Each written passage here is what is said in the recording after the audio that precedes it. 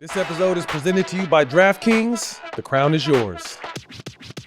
Talk to us about that journey. I remember to this day, I was like, we're not going to lose to them. We're not going to lose game 5 on our home court. Ladies and gentlemen, if you don't think you're going to win, it's over. So when I played against him in the game, I knew everything he was going to do. Like, I swear to God, Stack, every move, every counter.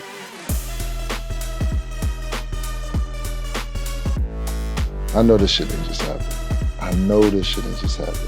Not in the finals. Not in the finals.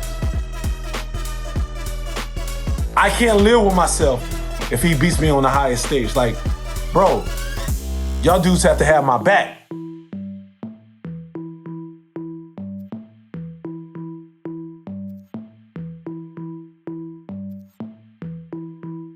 Let's welcome to the show, Magic Johnson. Your rookie year, go to the finals versus Dr. J. You're able to beat them. Finals MVP as a rookie. But before we get to the finals, before we get to that finals experience, Dr. J is someone you looked up to. Yeah. I heard in college he kind of rolled out the red carpet to you. Explain that story about Dr. J. Yeah, so I was leaving school, and I called him up. And so he said, I said, hey, what is it like leaving? You left, so I want you to tell me what it's like for me to leave Michigan State early. And so he was explaining to me on the phone, and then he said, I'm gonna do you one better. Fly out to Philly and hang out with me for the weekend. I said, what? Doc? No, Doc. That's the doc. This is Dr. J. Right. Saying a young fella can come hang with him, and he put me up at his crib at the big mansion. Yeah. How'd he pick you up? Oh, a limo. Come on, man. Man, a brother was like, oh, shoot. I'm calling everybody. I'm with Dr. J at his house. And so, you know, I'm sitting there living in the living room, and he's talking to me, and I'm just zoning out. Like, I can't even believe it. I've always had docs on. Yeah. So now I'm with him? Oh, it was crazy, man. So we hung out the whole weekend. Wife took great care of me as well. I went to a couple playoff games. He was in the playoff. He gave me some great advice. And then here it is, 7 months later, I'm playing the brother in the NBA Finals. My idol. I'm playing him in the NBA Finals. That fast. And so I said, man, I love you, but I gotta take him out. Got to, ain't no I got choice. to take him out. Ain't no choice. But when he came down that middle, on that right side, Yeah. and cuffed that ball on Coop. On Coop. Coop made a bad business decision by jumping. Remember he rocked it? Bam! I said, oh, man. And then the other one was he came down the right side, and he jumped out of bounds, and he started walking. The finger roll, yeah. In the air. In the air. Fro going back. Bunted against the glass is good. I said, man, this dude is too much, man. Yeah, he was doing that George stuff before Michael. Yeah. And people forget that. Yeah. He was the first dude walking in the air. Oh, man, it was so much fun playing against Doc, and that we won. But talk about I was about to say, talk about yourself a little bit, because Thank you, man. Kareem went down. You're a rookie, 20 years old? Yeah, 20 years in old. the NBA Finals, the first and only rookie to ever win Finals MVP. Talk to these people that didn't follow the game back then and what it was like and the numbers you put up. Slid to the center, though. From point guard to center. Well, you know, again, man, Kareem gets hurt in game 5. And so I get to the airport, everybody's head is down because Kareem can't play. I said, so what? Kareem can't play. We still gonna win. Right. And they looked at me like, rookie, go sit down. We can't beat Philadelphia without Kareem. I said, man, we gonna win this game. And they was like, we can't do it, Irving. I said, so I gotta do something, Matt. I said, I gotta do something to get these guys going. So Kareem would always sit in 1A, that was his seat. So I asked the flight attendant, could I go on the plane first? So I went and sat in Kareem's seat, and as every Laker came by, I said, never fear, Magic is here. and they were like, this dude is crazy, you know? So they laughed. So I had 5 hours all the way flight from LA to Philadelphia to work on their mindset and attitude. Because, ladies and gentlemen, if you don't think you're going to win, you lost already. you're not going to win. It's over. Yeah. It's over. So I told him, man, we're going to win this game. And so I told the coach, I'm going to play center. He looked at me like, yeah, have you ever played center? I said, yeah, I played center in high school. He said, man, that was 2 or 3 years ago. I said, I'm going to play center tomorrow against Caldwell Jones. So, long story short, I scored 42 points, 15 rebounds, 7 assists. 15 we ended up rebounds. winning the game. And it was a blessing, too. To be named NBA Most Valuable Player of the Finals was a true blessing. But to win the game. Yes. Again. First and foremost. All the other stuff don't matter. Right. Just win the game. So we won the championship. So that was my first one. And then I became the third guy ever in NBA history. College. Come out of college. Back to back. That's right, to go back to back. So it's a blessing. A lot of history.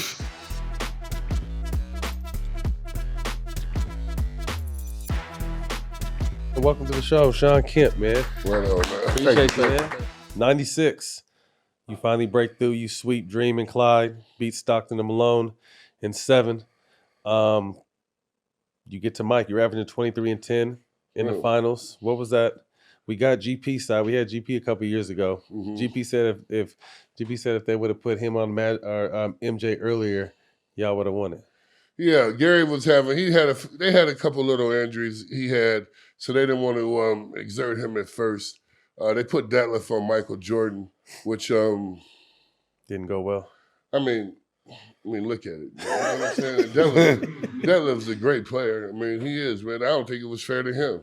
All of a sudden, come on. You know what I'm saying? If anything, you pull somebody off the bench and pull on Michael Jordan, they can just waste fouls and be physical with him. But, you come out there being soft with Michael, he's going to take advantage of you, and that's exactly what happened. But Michael wasn't the reason. He didn't beat us in the championship. He did not beat us, man. We was on his ass. He didn't beat us. Dennis Rodman's the one who beat us.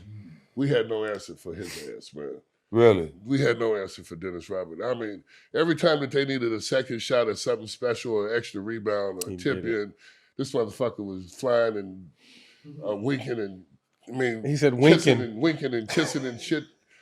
Frustrating everybody on the team, man. Dennis not even like that. He just do that shit to irritate you, just man. to fuck with you. He just doing that shit. And he had Mind every big games. man on my team just flustered, man. What kind of shit would he do? I'm gonna tell you with Frank Bukowski, man. Dennis started wearing color contacts during the championship. He started wearing color contacts during the championship with some lip shit on, man. He would be like he was trying to kiss Frank's arm and this shit, and Frank just couldn't take it, man. It was just the man in him just couldn't allow it. I'd have lost it too. I'd have lost it too. And Dennis knew what buttons to push, man. And we needed Frank to rebound and shit, man. This motherfucker, he got him all discombobulated, man. I'm just like, come on, man. So yeah. Oh my God. Absolutely, man. Dennis Rodman, he How was his defense? man, his defense was good. He wasn't DMing me. No, you still did. You saw your numbers. I'm just too big for Dennis. Right. You know Okay. what I'm saying? I'm a little bit too big for Dennis. I don't think that's a fair And matchup. agile too.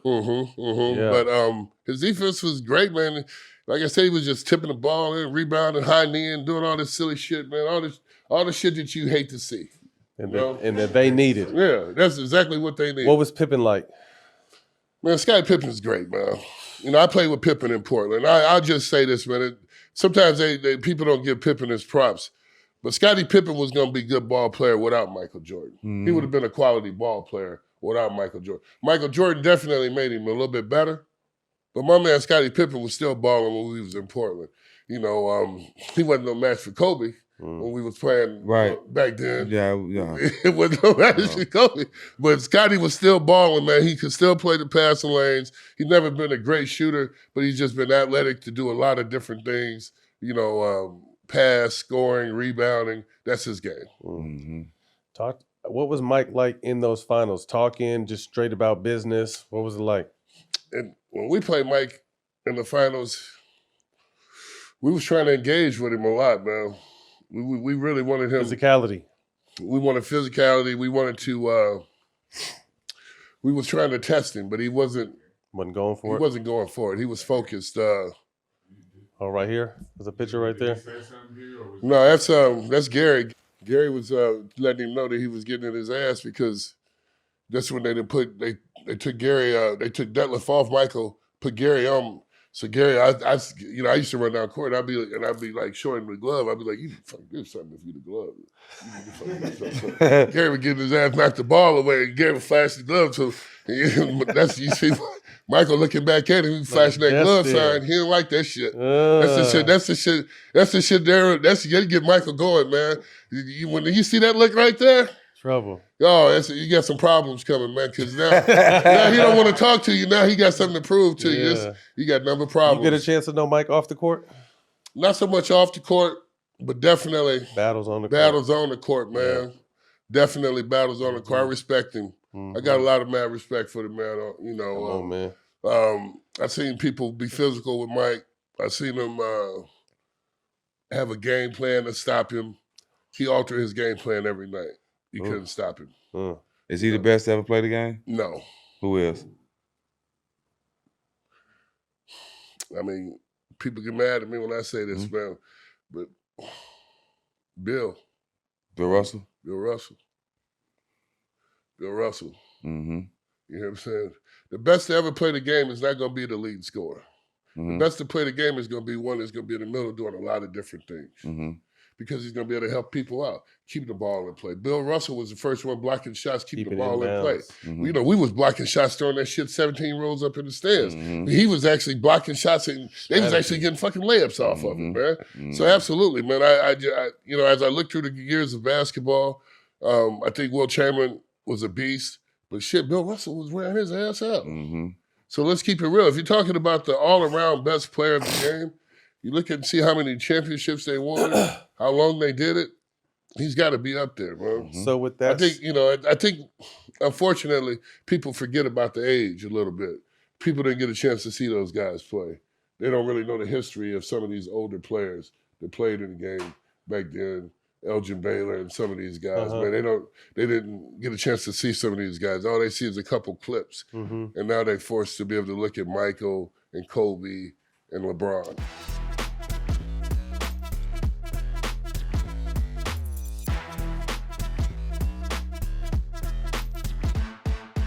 most dominant player ever step on the basketball court. Man, Shaq.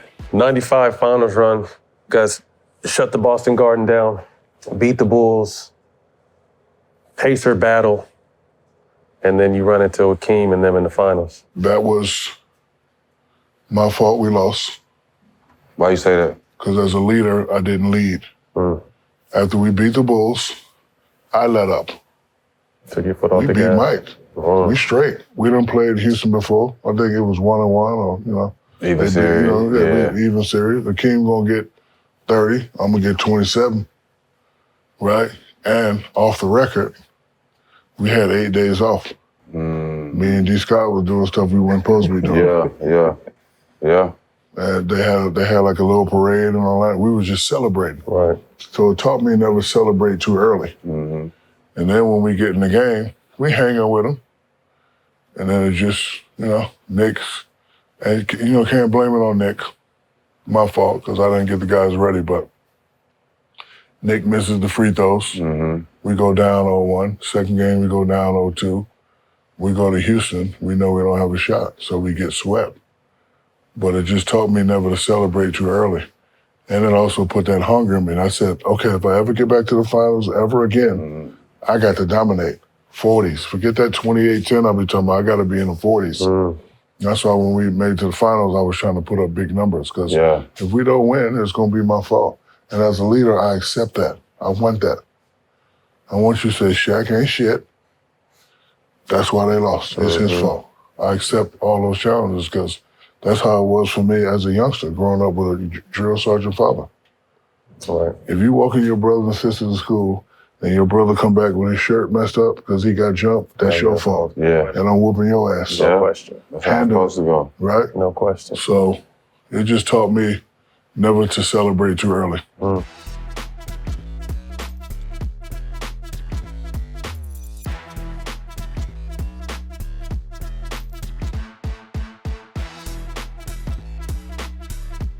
Welcome to the show, man. T. Thank Lou. you. 2000 Finals versus the Pacers. We're seeing Kobe turn into a star in front of our eyes.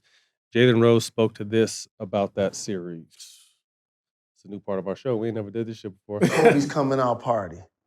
When he hit us with the get down, lay down, that was dope. Because he was arguing with their bench.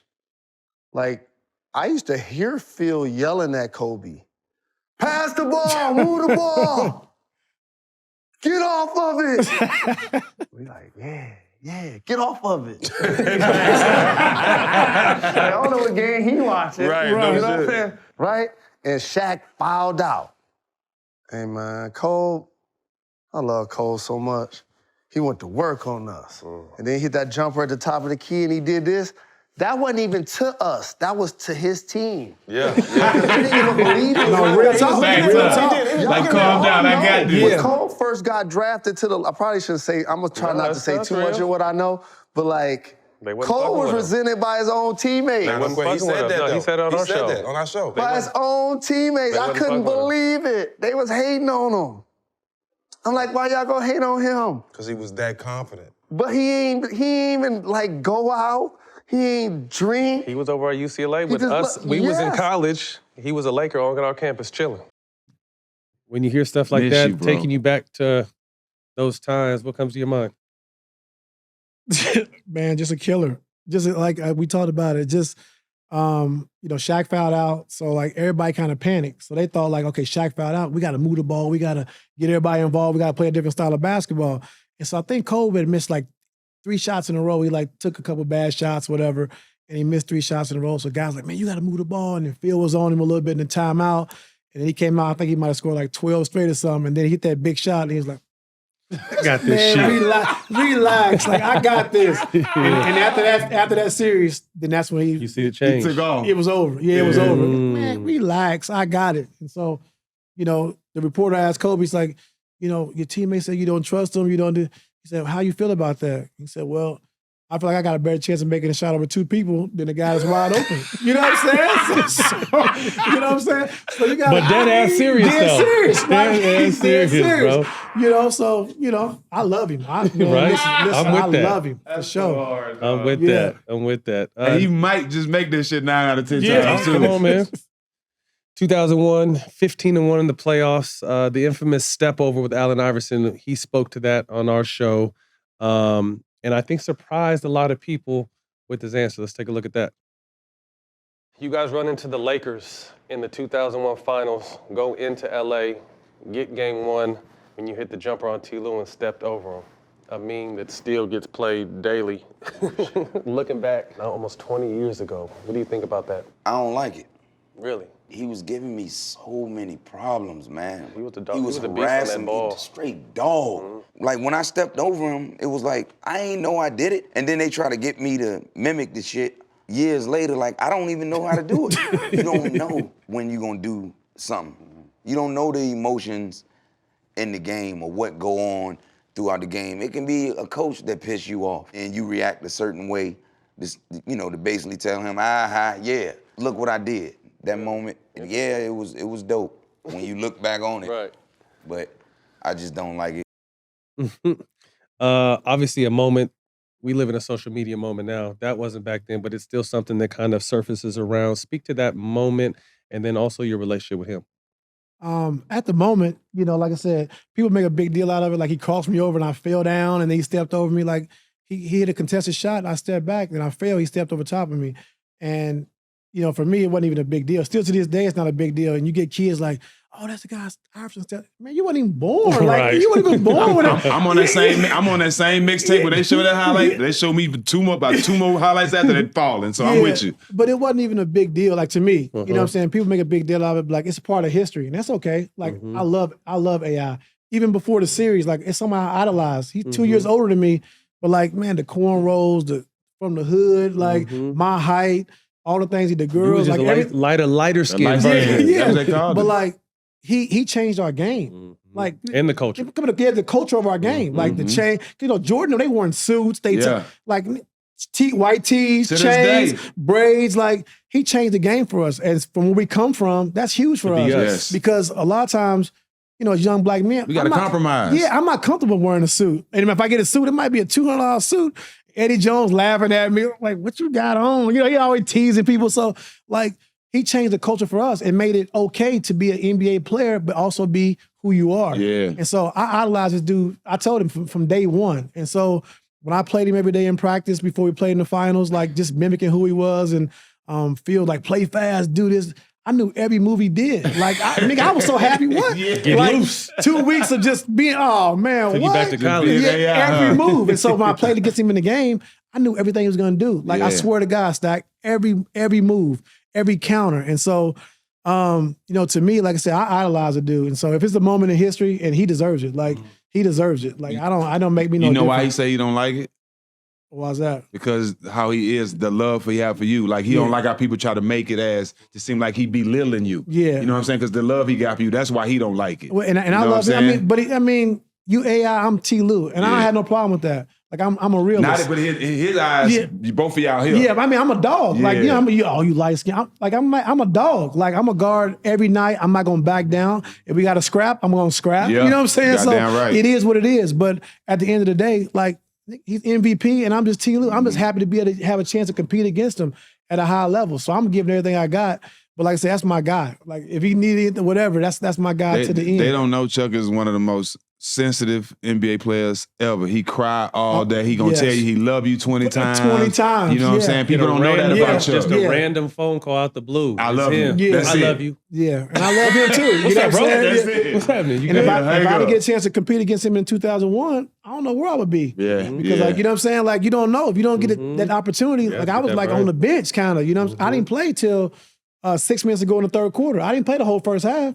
You know what I'm saying? So like having an opportunity to compete against him, like it changed my career, it changed my life. Yeah, you know open more doors too. Yeah. That 2001 team, one of the greatest, if not the greatest of all time. All time. Yeah, the greatest of all time for sure. Nobody could beat that team. So it was, name that, who's on that roster with y'all? Derek Fisher, Ron Harper, Brian Shaw, Rick Fox, Horace Grant, Shaq, Cole. Was Ori there yet, or you came later? Robert Ory. Okay. Yeah, so I mean, it wasn't, I'm just basing it off of Shaq and Cole. Like, people talk about, Draymond go crazy. Like, I mean, With Shaq. Nobody. See, the problem is what they don't understand is Shaq. Like, you can double team guard Shaq. Yeah, forget everything. Yeah. Forget everything else. Like, how y'all gonna guard Shaq? Like, that's the biggest thing, because now you're in the bonus with 6 minutes to go in the game. I mean, in the quarter. Now Kobe gets loose. You can't touch him. Now he's going to the free throw line. So, like, how you going to guard Shaq? That's what people don't understand. Like, that was the best. That was the greatest team of all time to me, for sure. Any Kobe and Shaq team, I don't see how you can beat that team. The finals are here, and it's been such a fun matchup to watch. I don't know about y'all, but I've been glued to the TV these playoffs. And while I'm watching, I'm also playing DraftKings Pick 6. For the playoffs, I'll partner with DraftKings to bring you a little closer to all the action. All new players can play $5 and get $50 in bonus picks. Playing is easy. Just pick at least 2 players and pick if they'll have less or more of a stack. Download the Pick 6 app today and use promo code SMOKE when signing up. DraftKings, the crown is yours.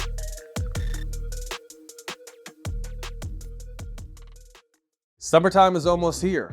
Do you ever go outside and feel like you're instantly sweaty? Whether I'm outside chilling by the pool or out playing ball with the kids, sometimes the sweat just won't stop. I've been struggling in this hot weather, and I've got something great for you. Mando just launched a product that takes sweat control to a whole new level. It's called Mando Deodorant Plus Sweat Control Solid Stick. It's double the protection. You get the great odor control of Mando plus the powerful sweat control. I love the new products because it keeps me fresh and dry all day. It controls both sweat and odor for up to 72 hours. One swipe and you're good to go. Don't wait, grab yours now. New customers get 20% off site-wide with an exclusive code. Use code SMOKE at shopmando.com for 20% off site-wide plus free shipping. Mando Starter Pack is perfect for the new customer. It comes with a solid stick of deodorant, cream tube deodorant, and 2 products of your choice plus free shipping. Use code SMOKE at shopmando.com for 20% off site-wide plus free shipping. Please support the show and tell them we sent you. Mando's got you covered with deodorant plus sweat control. Say goodbye to the sweaty stains and hello to long-lasting freshness. Boost your confidence from head to toe with Mando. Today's episode is brought to you by Venmo. Look, No matter how your team has done throughout the playoffs, there's still one way to feel like a winner, and that's with Venmo. That's because when you use Venmo and add $100 or more to your DraftKings account, you'll get an extra $30 in DraftKings bonus credits. Terms apply. Go to DraftKings.com/Venmo offer to activate your offer. Then choose Venmo to add funds to your DraftKings account. Add $100 or more, and boom. $30 in bonus credits will appear in your DraftKings account if you're eligible. The offer is only good through June 30th, 2025, or while supplies last. Make sure you move before the shot clock runs out. Here's the deal. Venmo makes it fast and easy to pay friends and spend at some of your favorite spots, like DraftKings, online, in-app, and in-store. If you don't have a Venmo account yet, don't sweat it. You can download the app and sign up in just minutes. So what are you waiting for? Just add $100 or more to your DraftKings account with Venmo, and you'll get $30 in DraftKings bonus credits. Go to DraftKings.com/Venmo offer and get those bonuses.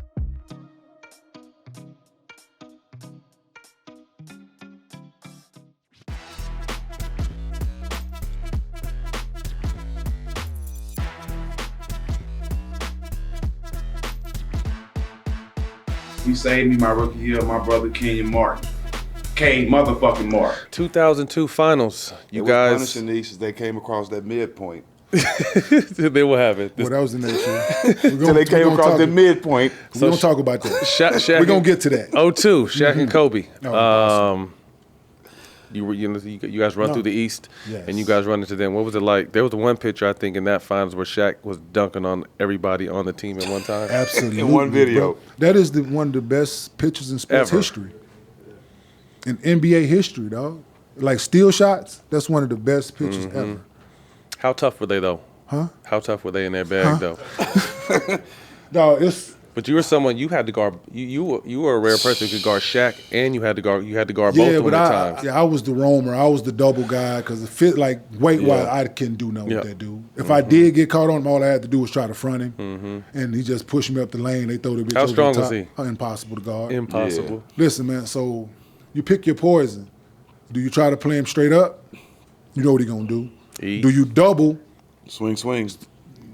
Now you got Derek Fisher going 4 for 7, Robert Horry going 2 for 5, Devin George going 2 for 5. Like it's just pick your poison. So then what do you do? And then you got the other animal that one-on-one is destroying us. Everybody in the world. Shaq averaging 36, he averaging 26, whatever. Like, dude, it was impossible, bro.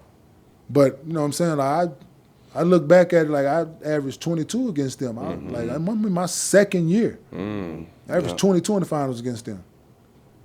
Like I posted somebody's like the number of points in each series. Somebody posted like it was one of them apps. Oh yeah, I seen that thing. You were up there. That's right. I do remember. I was seeing third that. on the list. Yeah. Of course, you had Shaq. Behind Shaq and Cole. And then Kmart. Then I'm saying so. I averaged 22 in the finals. Like my second year. Like game 4 on our home floor. I'm like, man, we ain't getting swept. Like fuck that. Like I'm not going home tonight. Like we going back to LA. You went home that night? Yeah, we went home that night. Shit happens though. We had 17 in the first, 35 for the game. No, but it wasn't Respect enough. It was a different animal, man. It was just no machine, nothing you could put in front of Shaq and Kobe around that time. I don't care what it was. It was nothing you could do. Nah. Nothing. And then the next year. Next year you run into these fellas. Oh Lord. We came on down to see them Texas boy. Oh, Spur boy. They ass got lucky. We split the first 2 games on their floor. No, we were scared after y'all won that one. Y'all fucking should have been. That's what I told J Kid. J Kid was busting our ass, bro. We split. If we go home and get 2, because it was the 2-3-2 series then, they got 2 on our home floor. If we go, boy, listen. No, but Timmy was proud. He took one. He went to and took one to Jersey by him damn self. Hey, man. Some of the numbers he put up in that series, dog, yeah. And Mutombo was talking about don't double. All right, they stopped doubling. This is why they doubling Mutombo. How you want it? Hook, crossover, fade away off the glass like Mutombo. They need to come. You can have it your way. Man, Mutombo, stop playing, bro. And blocking everything. He playing offside on me and on ball on me. Like, he did his thing. And they had to double. Yeah. I mean, what happened? That swing. It's stack time. What Stack do in that game? No, the series, I'm saying it went 6. You know what I'm saying? It went 6. Stack played well. Bitch was raining. Yeah, we had to make decisions, you know what I'm saying? But, He said he had to make decisions. No, but I didn't listen. You had to pick your poison. But one thing for sure, 2 things for certain. When employee 6 was guarding, there was no double teams. No, it wasn't no double team. You know what I'm saying? Like, he might have scored and all, he did his thing, but you can go ask that man to date, did he have to work for each and every one of them? You know what I'm saying? Like, I figured out how to guard people because having to guard him. He's a problem. Where to meet him and force him to where I want him to go, instead of letting him walk me straight down the lane and catching the ball where he wanted to, and not letting him shoot he never shot that bank shot on me ever. I wouldn't allow it. He was on him. Yeah, I'm a crowding. Yeah, because you know You that know was what I'm saying? cash. So therefore, I'm gonna take something away. You're gonna have to do something else. Like, That's the only way you can guard good you know what I'm players. Try to saying? make them do something. You got to else. make him do something else. So therefore, he was like, shout out to him. You know what I'm saying? He made me better. You know what I'm saying? What made Tim him Duncan good made me better. in that series though? He welcomed the double team. Like he waited on it. Passed it. Oh, he waited on it. He waited on it. So It's Big Timmy. But yeah, he made me a better basketball player and a better defender. Him and a couple of guys, but him was definitely. Let me ask you this. So we was hearing the same things because me and you was together up down after every game. So we was hearing the same things about J. Kidd possibly coming to San Antonio. What was you thinking about that when you was hearing that too? I didn't think nothing of it, to be honest. You know what I'm saying? I know y'all had Tony and all that. I didn't. If he would have won, he would have won. I was hoping they was getting rid of Tony. If he would have won, he would have won. You know what I'm saying? Wait. It would have changed everything. You know what I'm saying? Of course, but. Please. But history has, you know what I'm saying? He stayed, and they got rid of me, so. They didn't want to pay me, so. And it still didn't work. Yeah, you know what I'm saying? They didn't want to pay me, so there you have it. Yeah, they made some bad moves.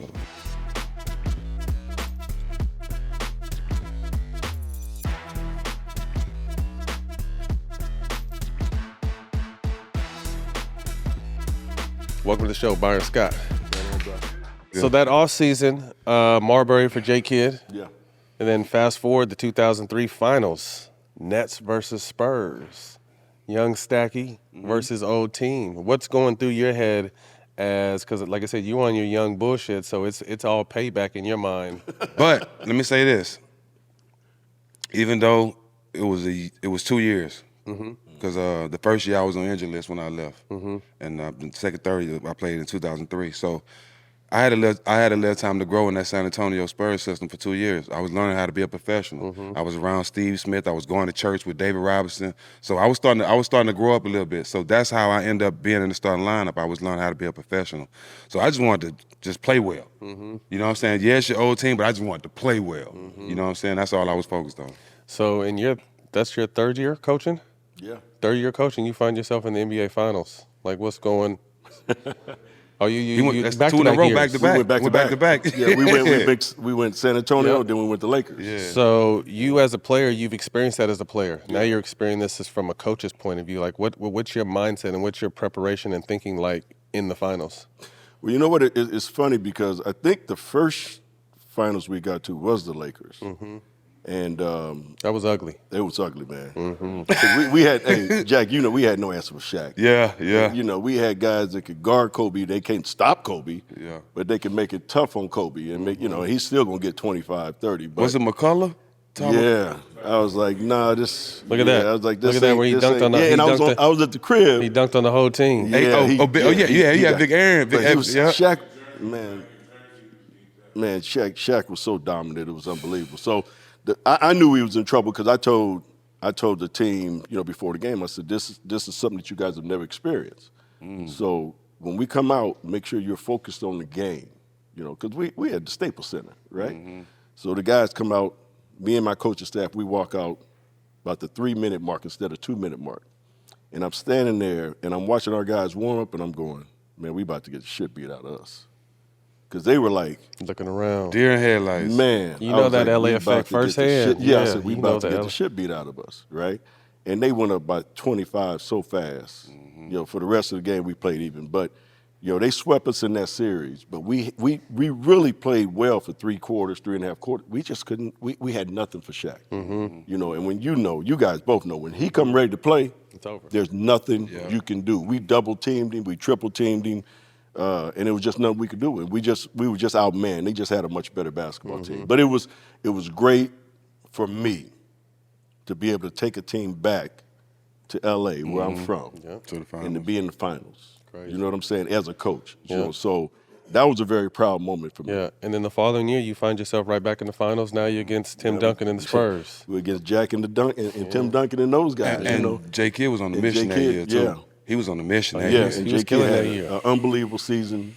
Probably should have got MVP. Yeah. To be honest with you. Him and Tim was right there. Him and Tim was right there for that. And we gave them a fight, but they again, when you got, Jack and Ginobili, their wing players were so good. Tony Parker. Was that Robinson's last year? Yep, Dave's last year. And then you got Tim Duncan. He was lights out. Yeah. Tim was lights out. Again, you could guard certain guys, you can't stop them. You can make it hard on them, as we tried to do. But, San Antonio was such a great team. So we knew, it was 4-2 in that series. And Pop, who I got so much respect for as a coach, just unbelievable coach. He is one of those coaches that still to this day is still old school in his mentality as far as discipline, doing shit the right way. And if you don't, you sit down. That's what I tell him. I say Pop is more of a coach. He's more like a leader. Yeah. Because he leads the whole organization. And even if the team is not good enough, you come into that season believing you win in the championship. Right. That's just the feel around the whole organization. And he started that. Right.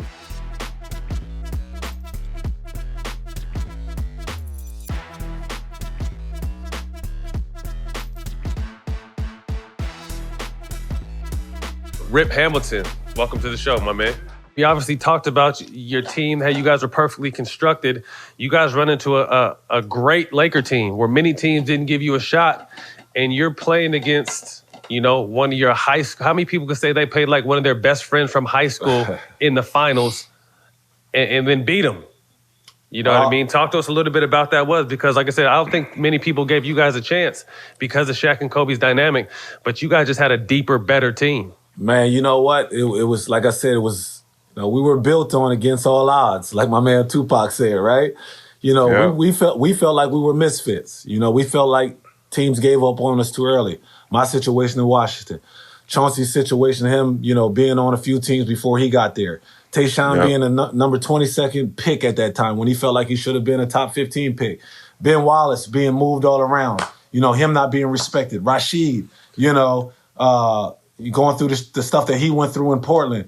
So we felt like, man, to be honest, we were the better team, but going against LA, like I said, going against Shaq and Kobe, probably the best 1-2 punch of our era, pretty much. And Kobe, from the standpoint of me knowing him as a kid, always been a killer. So I know that he's gonna come ready, right? So I can always remember going to Ben and Chauncey and Sheed and Tay, and I used to tell him yo, man, this dude he beat me for a state championship in high school, because that was our thing. It was always a back and forth thing. Who would get the upper hand? He won there. He won the state championship that year. So when I won a national championship in college, I called him and was like, yo, bro, you can have that high school championship. That shit don't mean nothing. Yeah. I got a college. He was like, Rip, man, in 2 years, I'm gonna have 2 NBA championships. I'm like, yeah, right. He was like, trust me, 2 years, I'm gonna have 2 of them. So that, that back and forth was us since kids. So he was like, man, you know what? No. So when we got there on that stage and knowing the history of us going back and forth and always competing against each other, I'm looking at Chauncey and I'm like, bro, I can't let this dude beat me again. Hell nah. Fuck that. You know what I'm saying? I can't live with myself if he beats me on the highest stage. Bro, y'all dudes have to have my back.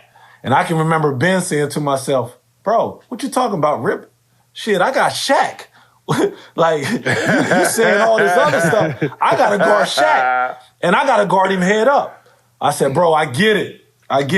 But I can't leave this game, this series, with allowing this dude to beat me. So, it was fun, man.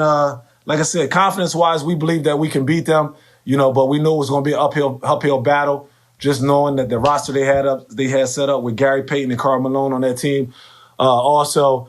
But we just felt as though it was our year.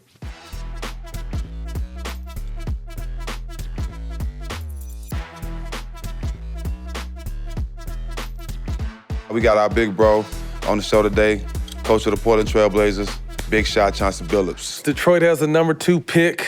You got a chance to get Carmelo Anthony. We talked to him about this shit, and his whole energy changed. The thought of what would have happened if I would have got drafted by Detroit. Man. You guys take Darko. Obviously took a chance, didn't work, but you guys had a hell of a team. That did not but work. imagine that team with Carmelo Anthony. Did not work.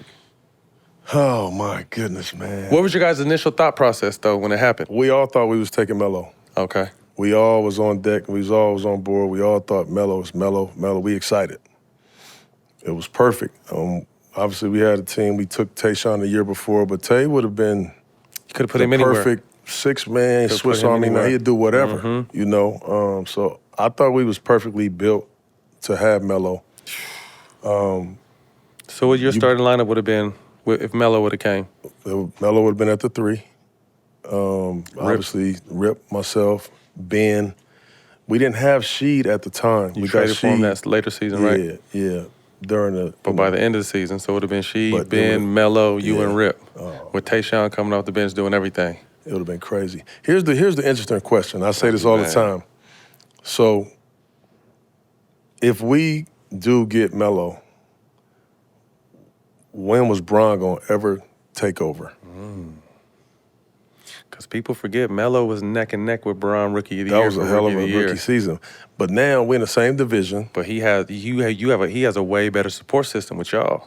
That's what I'm saying. Yeah. Now he gonna get raised right in the game. His whole trajectory of his 25 career. times. His whole trajectory of his career changes. The narrative on him, his legacy. So I'm saying Bron is Bron, and we all know he's incredible on Mount Rushmore. But when was he ever gonna beat and be better than y'all with Melo? You know what I'm saying? Like it's an interesting question. Yeah, very. But yeah, we all thought it was Melo. We was taking Melo. Damn. Who was the GM at the time? Joe Dumars. Damn, Joe D. Damn, Joe D. Yeah, it's tricky right Players there. fuck up, I guess. Go ahead, Jack. 2004 finals. The whole world say y'all didn't have a shot. No, y'all wasn't thinking that. What was your train of thought? We here. It's funny, man, but we thought they didn't have a shot. Like, for real, though. Best Not even alive. on nothing cocky, though. Like, we felt like the way that they played and the way that we played, we was a team, dog. Like, we knew that, we can't stop Cole. We can't stop Shaq. They the best 2 players in the whole series. But our game plan was going to be thorough. And we knew that they couldn't stop pick and rolls with me, and they can't stop Rip on pin downs. So we knew that we had 2 things that no way that they could stop it. We can get a good shot anytime. And we knew we was just going to trap the hell out of Cole, and we was going to play Shaq straight up and try to stay out of foul trouble. We was going to be fine. I really, really felt like there was no way that they could beat us in the series. I said it and told my wife that before the series. She laughed at me. Damn. She even laughed at me like, man, what? I said, yeah, It's I funny. think we can. D-Han was sitting here earlier today, and he just said he felt like something was off with them a little bit between their big 2, and you guys seen it and just went to work on it. Yeah, we played into that. Like, for instance, like, I'm sitting there like, we know that we could beat them. It wasn't a talent thing. We didn't have the best talent in the series. We had the best team. And we did play on that. At that time, Cole hadn't won Finals MVP. It's always been Shaq. We knew they had their little thing, and we really played into that. We really did. Like, we trapped Cole. Cole was really frustrated with us trapping him. We played Shaq man to man. Shaq getting 35 and 18, but we keeping him on the floor because we going at, you know what I'm saying? Like, our game plan was really good. It played into their psyche.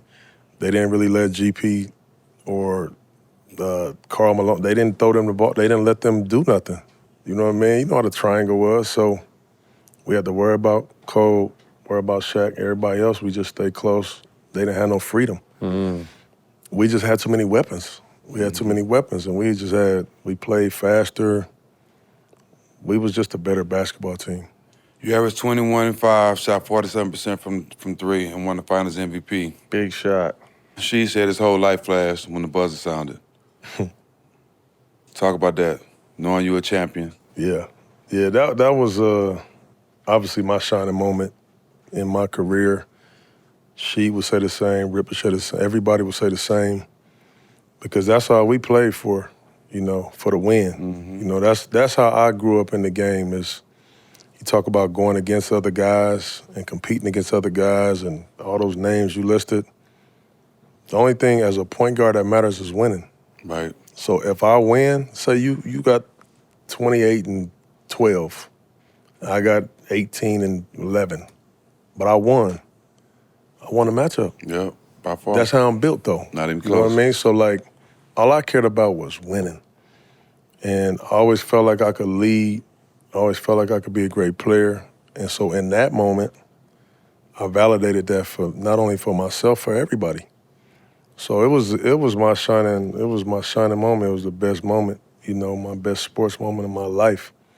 Was being able to win it. I didn't even care about the Finals MVP. I wasn't gunning for that. I just wanted to be a champion. I wasn't gunning for that at all. I didn't care about that. I wanted to be a champion. You ain't that type of player, yeah. No, I didn't care about that. I wanted to be a champion. So that was the best feeling in the world. It was the greatest. She say they stayed in the arena damn near all night, back and forth. All night. All night. I still didn't drink. Didn't? What's crazy is the funniest thing, I promised she that I would smoke with him. Yeah. If we won. And I promised Ben and them that I'd drink. Didn't do either. So we won, right? I was like, I ain't doing it, because you know why? I don't want to forget about nothing that happened tonight. Yeah, because that's what's going to happen. You know what I'm saying? I don't want to be nothing. So it was just straight energy for you from 9 a.m. until the next morning? It was just straight adrenaline. Man, going hard. Natural. Watching everybody be crazy. Laughing at everybody. Damn, that's crazy.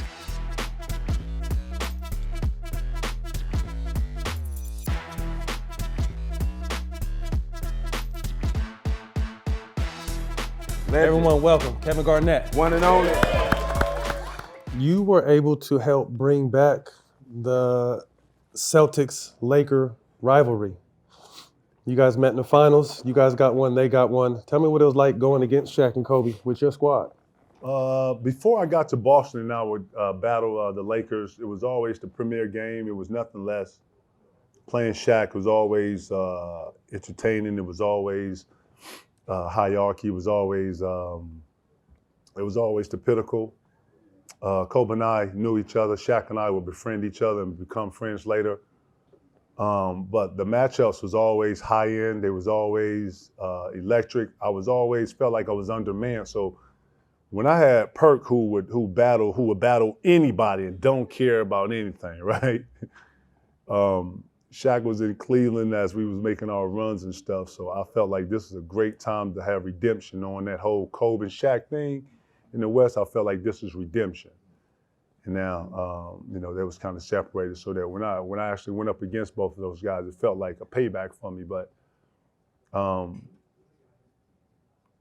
that shit one less than magical, like epic. Like, not a lot of shit talking out here, but it's a lot of buckets. It's a lot of it's a lot of tapping. It's a lot of it's a lot of You better get over here, like you know what I'm saying? And there's a bunch of ain't no switching. And it went both ways. Even though the big fella was big and he knew he was a house, I told him when he came out to Cleveland, and Doc was like, "Yo, I need you to guard Shaq for like 2 minutes." I was like, "Holy shit!"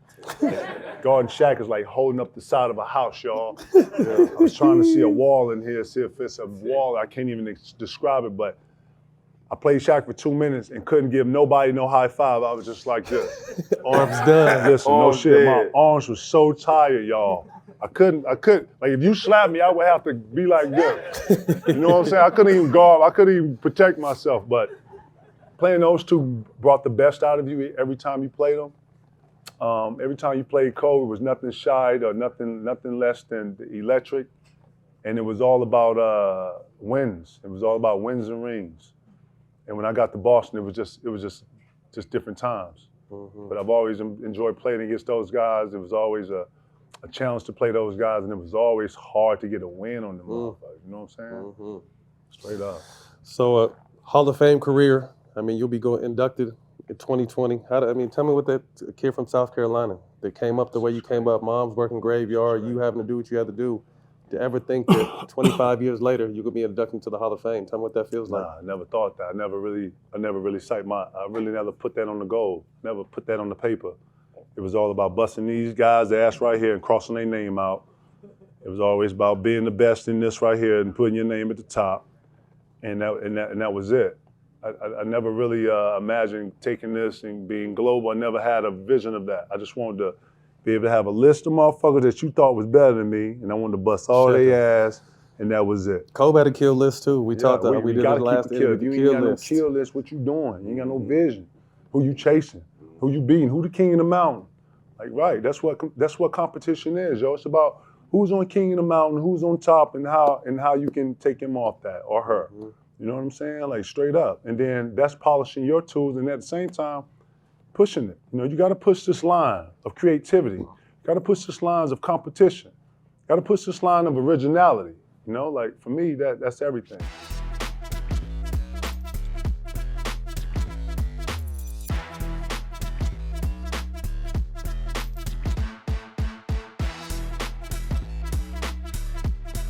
Welcome, man, Rajon Rondo. What was it like?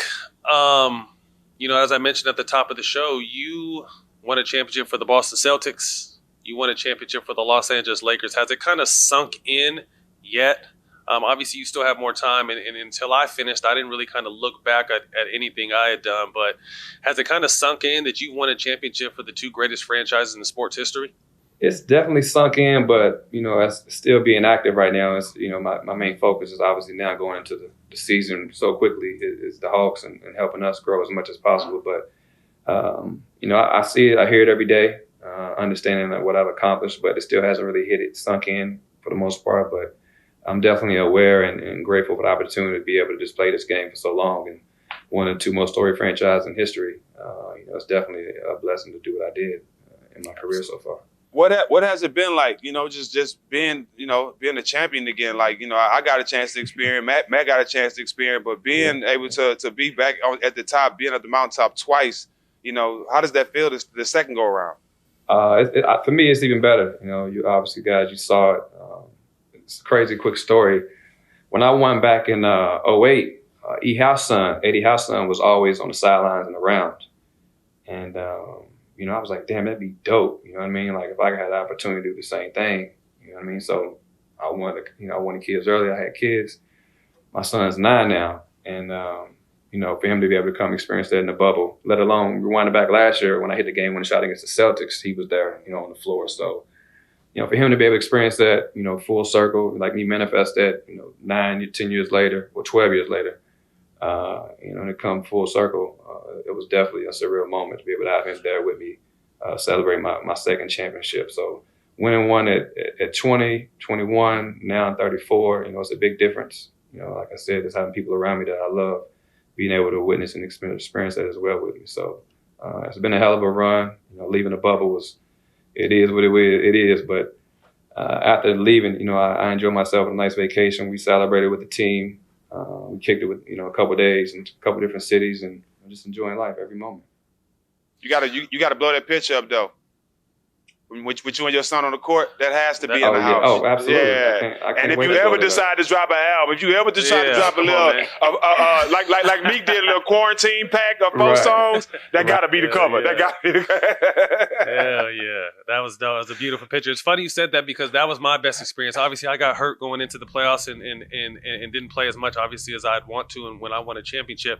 But the best thing was the twins were there. So, Steve Kerr let them fly on the plane, go to practice with us, be in the hotels, be in the locker room, be on the sideline. And when we had an opportunity to win it, these two little dudes are up next to Steph and Clay trying to hold the championship trophy and try to get the MVP trophy from KD. You know what I mean? Right. So that was the best moment. That's still, when I talk about it, what gives me chills about it is because That's something you can't pay for. That's something you can't, unless you're in the moment, you'll never understand what it means to that kids. And a little side note, I think a great thing, your son is the same age the Twins were when we won it, and I got them championship rings for Christmas, and they lost their minds. So I know they make replica little rings too. If you needed an idea for a Christmas present, just want to throw that out there. Absolutely. Gino, although the Lakers are down, I hear you're still up. Man, isn't that good news, though? Yeah, I mean, at least you have a little bit to smile about. Absolutely, man. I mean, it's 10 in the morning and your phone hasn't stopped since you came in the office. They loving me, bro. I can't tell you enough how much I thank Ro for putting me down with this. So Ro has just really changed your life. Absolutely. Ro, you get it, man. You take it in 15 minutes. How do you take it? Mouth? You put it under your tongue, man. And it melts? Yes, it does. Evaporates. It's like a lozenge. Okay. And it dissolves in 15 minutes and you're ready to roll, man. Well, I'm going to sign up today, Gino, because it seems like your life outside of your team, your life is going great. Absolutely. And I need the energy and the glow and the skin that Ro has provided for you. I mean, I went from Unk back to Daddy out there. You know what I'm saying? And we back going. to Daddy. You dig what I'm saying? If prescribed, new sexual health patients get $15 off your first order on a recurring plan. Connect with the provider at ro.co/smoke to find out if Ro Sparks are right for you. That's ro.co/smoke for $15 off your first order. Tommy Johns have changed the game. Their underwear are the most comfortable I've ever worn.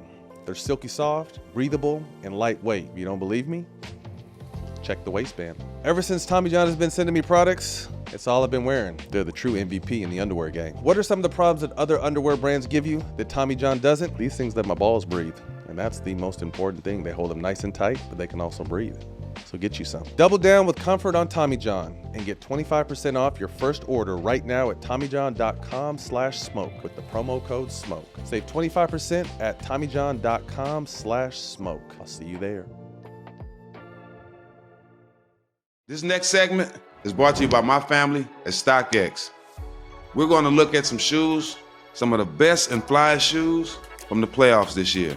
And I'm going to let you know if I would cop a drop. First, we're going to go to SGA Converse 001. Definitely cop. The sky blue is just a crazy look, especially for the summertime. You can wear those with socks. You can wear those with a nice pair of cargos. So yes, I definitely cop the SGA Converse ones. I definitely cop those. Now let's get to Tyrese Halliburton, All Pro Nitros. He just dropped these boys. For me, I kinda like the Puma sign. I think that's dope how they re-innovated to putting the Puma sign, bring the Puma back. For me, I wouldn't cop. I think there'll be a drop for me. Next, we got Jalen Brunson. Now you know Jalen Brunson is a Kobe guy. He rocked a whole bunch of Kobe's. Let's look at the Nike Kobe Statue of Liberty, the ones he wore in Game 2. Definitely a cop. The Tiffany blue with the gold on there. You can't go wrong. Can't go wrong with those. The Nike Kobe Lilacs, definitely a cop. I think you can't go wrong with no Kobe's. The colorways of all the Kobe's are fire. Nike Kobe 6 WNBA, definitely a cop. I mean, you can't go wrong with the Grinch colors. It's the Grinch colors, kind of crazy. But yeah, you definitely have to have all the Kobe's. No brainer. Let's move on to the AE1 Low Cotton Candy. Anthony Edwards got a fly shoe. This is definitely a cop. This kind of remind me when Braun dropped those South Beaches. When he came out with those Miami colors and everybody had to have them. I think the A's are definitely a cop. Some people might cop them because of his basketball, you know what I'm saying? I just love the way, you know, how he carries himself and he plays the game, you know, 110 every night. But I definitely cop those.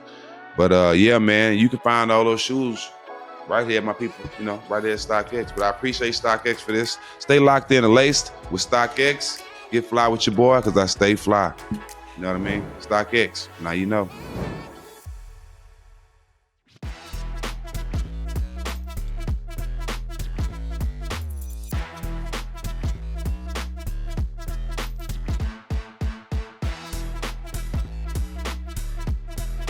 Welcome, JJ Redick. Year 3, you guys run into LeBron.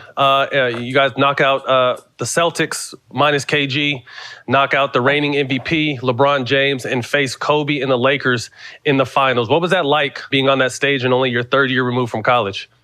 Man, some of the best memories of my career, to be honest with you. And that playoff run was really the turning point in my career, because I came out of college with a lot of confidence. And I got punched in the mouth my first 2 years. I really got punched in the mouth. And to the point where, that summer between my second and third year, I had to reshape my body. I had to basically redo my sophomore to junior year back at Duke all over again. And at that point, it was about survival, and it was about sticking in the league. And I remember having conversations with my agent that summer, like, what would be options in Europe? Like, how does it work in Russia? You know what I mean? How does it work in Russia? Can I get a 3-year deal?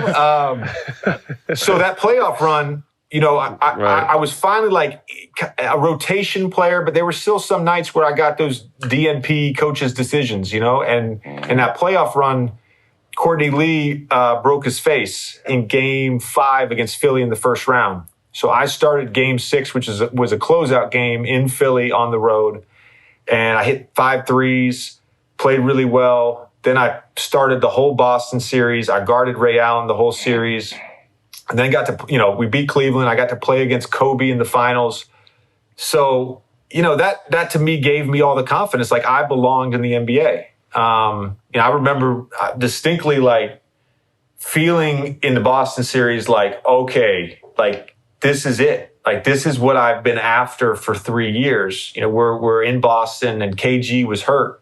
And he's fucking screaming at me the whole game, just obscenities from the bench. And I'm like, this is what I want. This is what I want. Right. I don't want to be all the way over there on the other bench, in a suit like I was for most of my first 2 years. So that playoff run was life-changing for me. And truthfully, like, we all have Kobe stories, and I have a couple like more personal ones, but when I'm like 80, hopefully I'm still alive, but when I'm like 80, I'm going to tell my grandkids, like, I guarded Kobe Bryant in the NBA Finals. And yes, he got the best of me, but I had some stops. Check the tape. Check the tape. Are you counting stops when he passed the ball, or you actually stopped him? Come on, man. Matt, come on. Don't do that. So the following year, you guys battle LA, fall short to LA. The next season, myself and Vince come. We have a great season. You play all 82 games. You were one of our consistent guys, night in, night out. I've always kind of had a feeling of what happened, because if you remember, JJ, that's when we beat the shit out of Jack in Charlotte. We swept them and beat them by like 30 a game. And although Jack had a couple games where he got some points, we just beat the shit out of his team. Y'all ass though. Y'all beat the shit out of us. Y'all beat the shit out of us. Beat the brakes off them. Then we destroyed Atlanta. And then correct me if I'm wrong, didn't we go into the Eastern Conference Finals and Stan was on some shit like this is a very, veteran-driven team. We're going to have to switch a little bit of the offense up and completely fucking give our offense a facelift? Or was I just smoking too much weed back then? Yeah, I think you've always been smoking too much weed. So, first of all, Game 4 of the Charlotte series, we're up 3-0, keep in mind. And it's like the second quarter, and Jack makes a 3, and he's like, I'm still here. I'm still fucking here. Going back down the court. I'm like, man, your ass is about to get swept, man. Shut up. Jack, come on, man. You guys had no chance. All right, anyways. He's right. He's 100% right. So he's 100% right. Anyways. That's funny as hell. I thought 2010 truthfully was the best team that that was the best team I played on the NBA. Even though we made the finals in 2009, our 2010 team was the best team I played on the NBA. Loaded, man. Most games I've won in the NBA. We had a stretch where we were 33-8 to end the season, and then we went 8-0 in the playoffs. So we're going into that Boston series on a 41-8 run, beating the shit out of people. And I think, as oftentimes happen with really, really smart coaches and really detail-oriented coaches, is that they can get ahead of themselves. So it was almost like Stan adjusted before the adjustment needed to be made. Before we had to. Yeah. Because then we beat them, we in the season series, we beat them 3-1, right? Yeah. If I'm not mistaken. Yeah. So we played well against them. Yeah. And so it was, Tibbs was the defensive coordinator. It was all that strong side stuff, guy at the nail, weak side pulling all the way over. And Stan just felt like it wasn't in our best interest to run like a steady diet of high pick and rolls. So it wasn't that we were running like motion, but it was just more like side to side stuff. And looking back, like that's how everybody plays now, but it was like an adjustment on the fly that we had to make. And it just, I don't necessarily think that it fit all of our personnel, if that makes sense. Like for me, it was great because I was like, oh, I don't want to get in a wrestling match with Tony Allen, in a half court setting. But if you get me on the move and the ball's moving, okay, now I can attack a closeout and make a play. Right. So it was a great series for me, but I think for a lot of our guys, we hadn't played that way the whole year. So we get down 3-0, we win a couple games, and then we lose in game 6. And, Matt, I mean, I know you ended up winning one in Golden State, but it's like, for me, I didn't realize that was going to be my 10 years later, that was my last chance. That's my last real chance that I've had. I'm under the assumption oh no, we'll be back next year. I think we had the best team in the league this year. We'll be back next year. And then LeBron and Chris Bosh and D-Wade go to Miami. And then as they're transitioning out, all of a sudden the Warriors come along. And so it's like those 2 years in Orlando where we had a legit chance to win, that was our window. That window closed fast. Gone. That window, it closed fast. Closed really fast. That I always say that was one of the most talented teams. We had a legit 10 guys that were ready to go to battle, to war anytime. We were too deep at every position. Stan was one of the best X and O's coaches I ever had, but I always felt like, and I remember when Shaq would say he would panic and get nervous, and I think you put it more elegantly. Obviously, I think he overthought the situation. We were adjusting before we even got into the situation. You know what I mean? We had success against them in the regular season, and we overthought our situation. And the one thing I would say though, Stan, there's no perfect coach. I think Stan probably had a bigger impact on my career than any coach I've played for. Doc as well, because Doc was the first coach who let me be, who looked at me as a starter and gave me more of a role in an offense.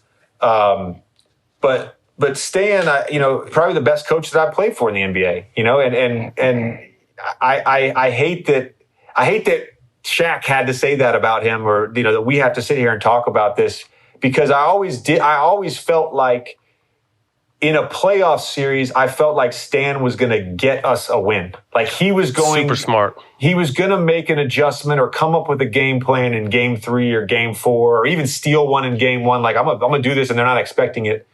And it worked a lot of the time. And he would always get us a game just because, he was so prepared and he worked so hard. He took such responsibility on what he could control. And he was great for that. His attention to detail, I've second to none as far as coaches. He was, only thing I didn't like about Stan was our fucking tape shoot arounds with knee pads. I'm like, damn, Stan, we can't cruise. We have real, we were taped with knee pads and shoot around. It was unbelievable. Hey, JJ, what was Matt like as a teammate?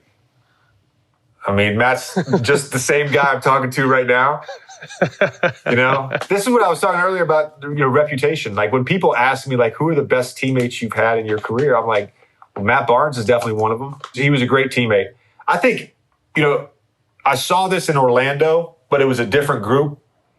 When I got to LA, the way that him and DJ brought everybody together, if you were the 15th guy on that team, you felt like you were part of that team. There was no status on the team playing or status in the locker room. They just had an amazing way of making every guy on that team feel special. And that's rare, man. That just doesn't happen a ton in the NBA. And truthfully, that was a lesson that I learned. And I've taken that with me now as I've gotten older and I've done the mentor thing.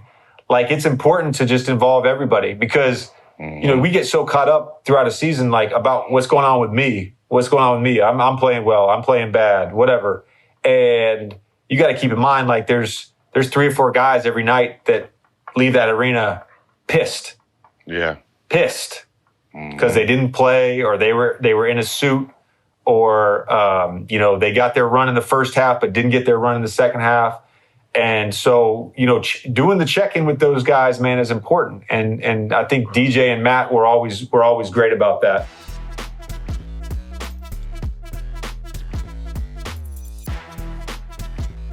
coming to you from Dallas. Set the tone with the boss man, Mr. Mark Cuban.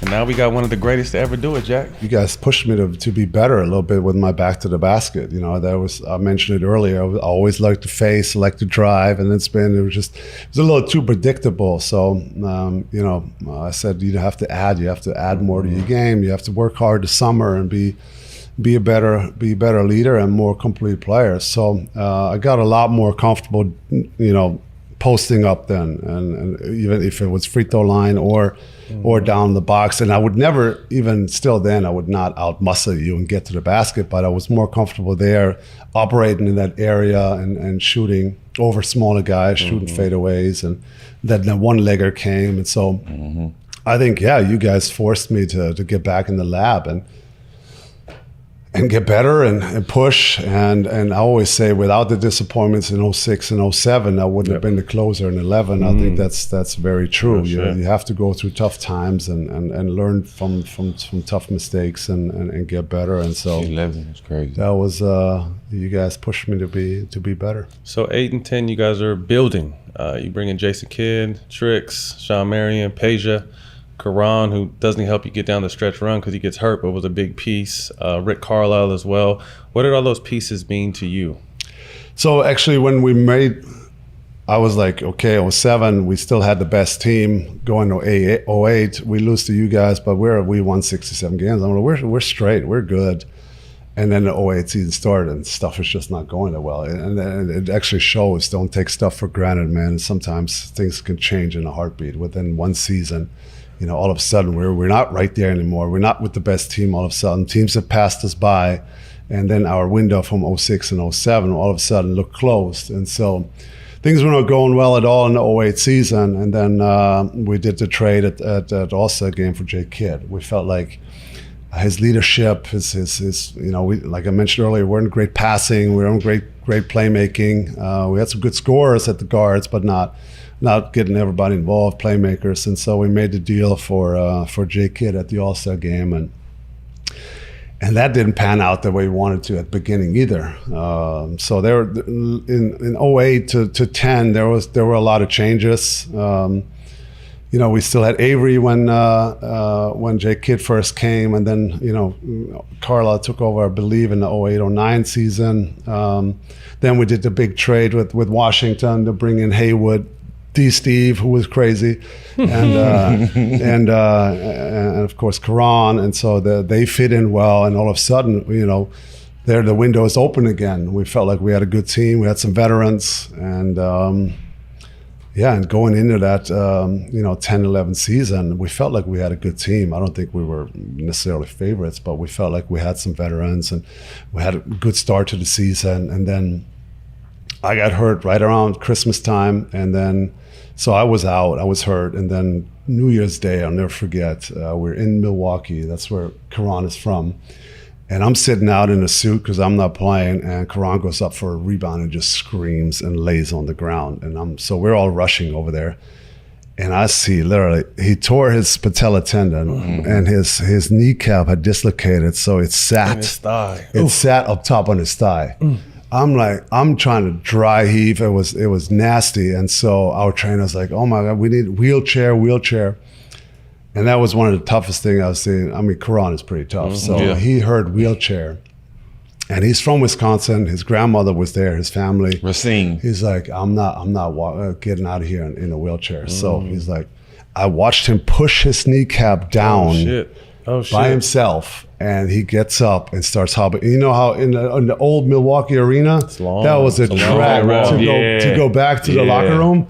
And he walked that on his own power. I said, this guy is built different. And but then, you know, here we go again. We're thinking our window is closing. You know, losing. He was probably our second best scorer. I think he was our second best scorer that year. And so we're like, oh God, here it goes again. Right? It's just a bunch of bad luck. And but I would say that he motivated us, inspired us, the way he wanted to come back and fought and attacked rehab. I mean, he was almost ready to play in that final series in 11. I mean, he was a beast, and every day watching him how he handled himself, how he attacked that rehab, that really motivated us and that inspired us for that 10-11 run. Blazers, Lakers, OKC, Miami. 28 points per game, 49% field goal, 46% three-point, 94% from the free throw line. Gee willikers. Took down Kobe, KD, and LeBron. We call that, as you know, on one. You was definitely on one. What mind frame were you in? Well, I had a good run. You know, we started against Portland. They gave us some problems. That LaMarcus, B-Roy still. They had a good team. They were smart. And so we didn't play that well there. We almost lost one at home, and it took us a while to get going. And then I felt like that we lost both games in Portland, and it was 2-2 coming back here. And that's still, I remember to this day, I was like, we're not going to lose to them. We're not going to lose game 5 on our home court. And I don't know why I said that to the team. I usually don't say much in team meetings and stuff. I'm a quiet guy. I let the coaches do their thing. But that day, I'm like, even in the pregame meeting, I was like, they're not beating us. We got this. You know what they do to your teammate to hear Dirk say that, though? You just in the back of the locker room quiet. Yeah. And then they're talking, nah, they ain't beating us today. Yeah. That's everybody like, oh yeah. I just felt that. I just felt that because in game 4, we were up like 20 and B-Roy made that magical run and they beat us. And I just had that, that's not going to happen again. And then from there, we started to roll. We won game 5 at home, beat them in game 6, went straight down to LA and stole a miracle game 1 where Kobe was like hot. Had like 40, I think. It seemed like he couldn't miss. And we basically stole that one at the buzzer. And from there, I don't know, we just got, confidence was getting better, and we had, the roles were defined perfectly, right? You had Tricks and Kid and Tyson, they were the defenders, right? On offense, we knew Jet and I and JJ, we were gonna wheel and deal and do our thing. And obviously we had some shooters, but I felt like our roles were perfectly defined, and we had a great bench that we can change the tempo a little bit. So I don't know, it was just a magical time. We had Pager that we signed somewhere in February. I think he got bought out in Toronto, and we took a chance on him. He didn't look like he could play with his back, and he rehabbed for 2-3 months every day. And then gave us unbelievable run there, made some huge shots in the Lakers and OKC series. And so everything that we did that year kind of panned out, and it was fortunate, I guess.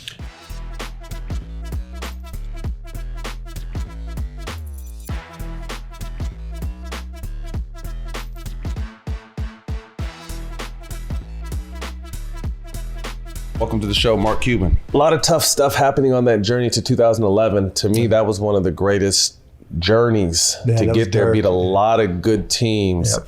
Talk to us about that journey. You guys ended up beating the big 3 with Braun, D-Wade, and Bosh, but that was a hell of a road. It was an incredible run. Like, we started that season like 29-5. Nobody was beating us. Then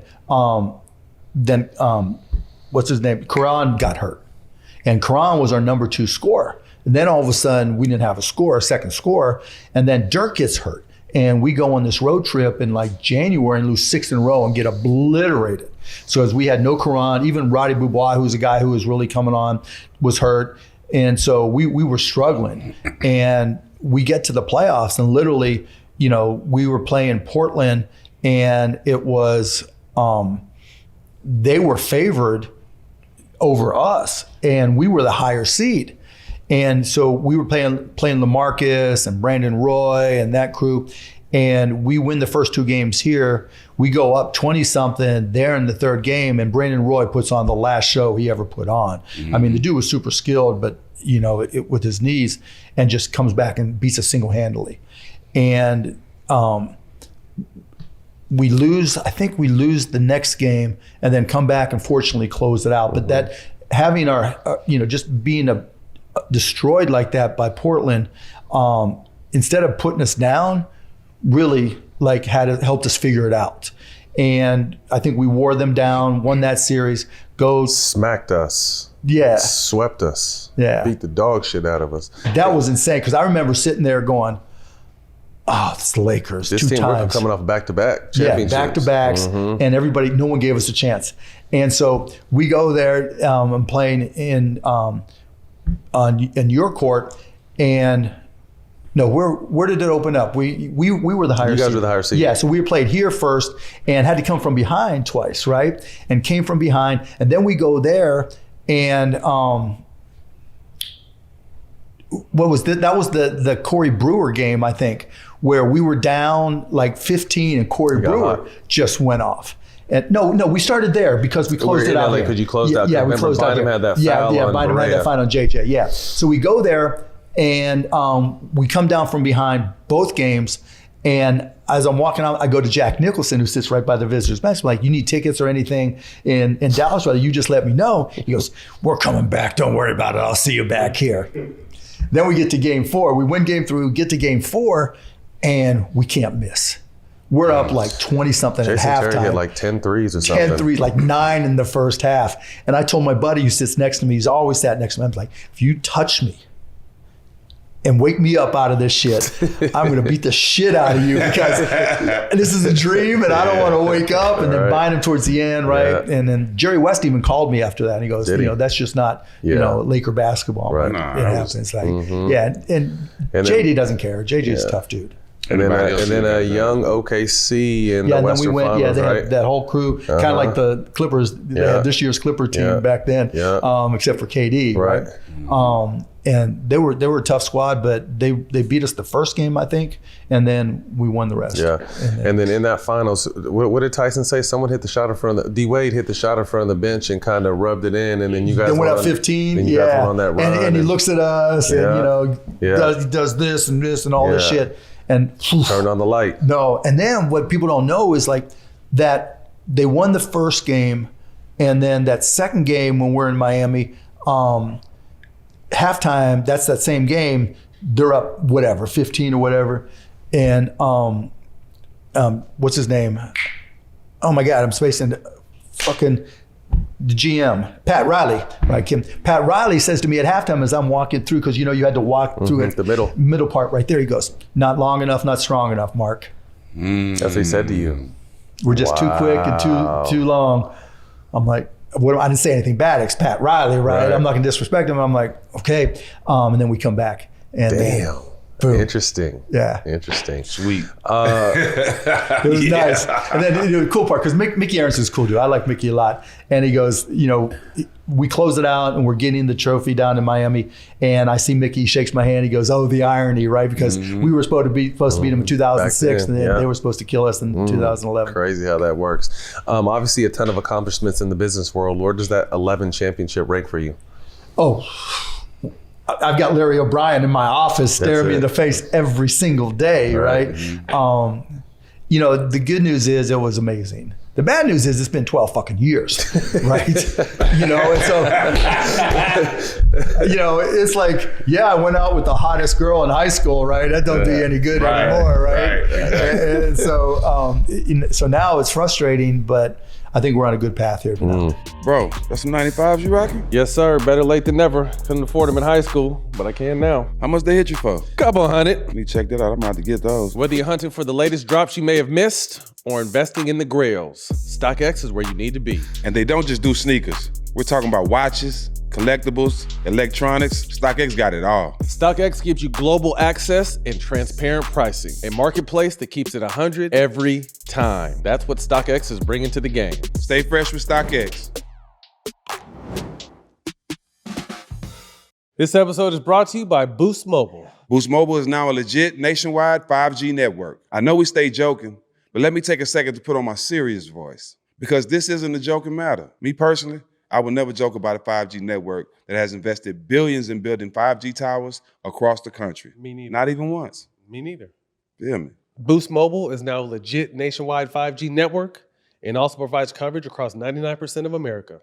Seriously. Visit boostmobile.com or your nearest Boost Mobile store for more information. The Boost Mobile network together with our roaming partners covers 99% of the U.S. population. 5G speeds not available in all areas. You ever had one of those moments when you want to elevate your night? Maybe it's a dinner with friends, or a celebration that calls for something extra? That's where Grand Marnier comes in. You probably heard of it, but have you tried the signature drink? The Grand Margarita. It's the twist of a classic margarita. It has the smooth richness of Grand Marnier's cognac, and combined with orange liqueur, a bit of citrus, and just the right amount of sweetness, with a taste like that, it's perfect for any occasion.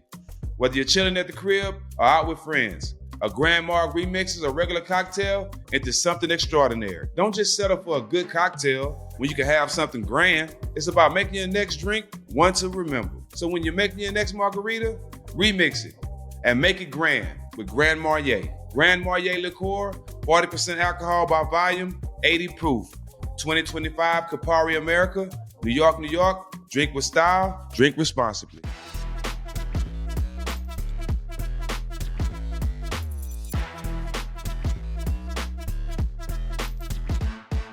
Man, welcome to the show, NBA vet and world champion, Udonis Haslem. So we get to 2013, the NBA Finals against the San Antonio Spurs epic series. Looking back on that now, what stood out the most to you? Oh, man. Pop, man. Pop's amazing. Ain't he, That's not to take nothing away from their talent. But damn, man, Pop's amazing. You know what I'm saying? I know, I don't know if in this league how it work. You're supposed to give shout outs to other coaches if you ain't playing for them. I don't know how that shit work, but we on all the smoke, so y'all boys make the rules. Y'all boys make the rules. I ain't on TNT or none of that. You all good. You all good. You all good over there. We ain't got no rules. Pop's amazing, man, and I've always had great admiration for the way he's been able to not just coach the game of basketball, but manage his players and their personality, man. These dudes love him. Mm-hmm. You know what I'm saying? And I've always been amazed by the way Pop has been able to manage all of that and translate that shit also into winning. Yep. Because none of that shit matters if you don't win. It don't matter if your team like you. It don't matter none of that shit if you ain't winning.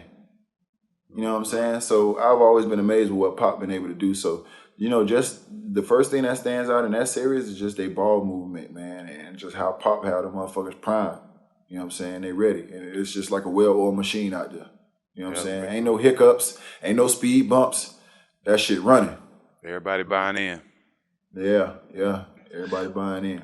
But Jack, you were supposed to or should have been playing in that finals, if I'm not mistaken, right? Tell us your T-Mac story during that time. Yeah, I would probably got that rebound and I would have blocked the shit out of that weak ass 3-ray shot. But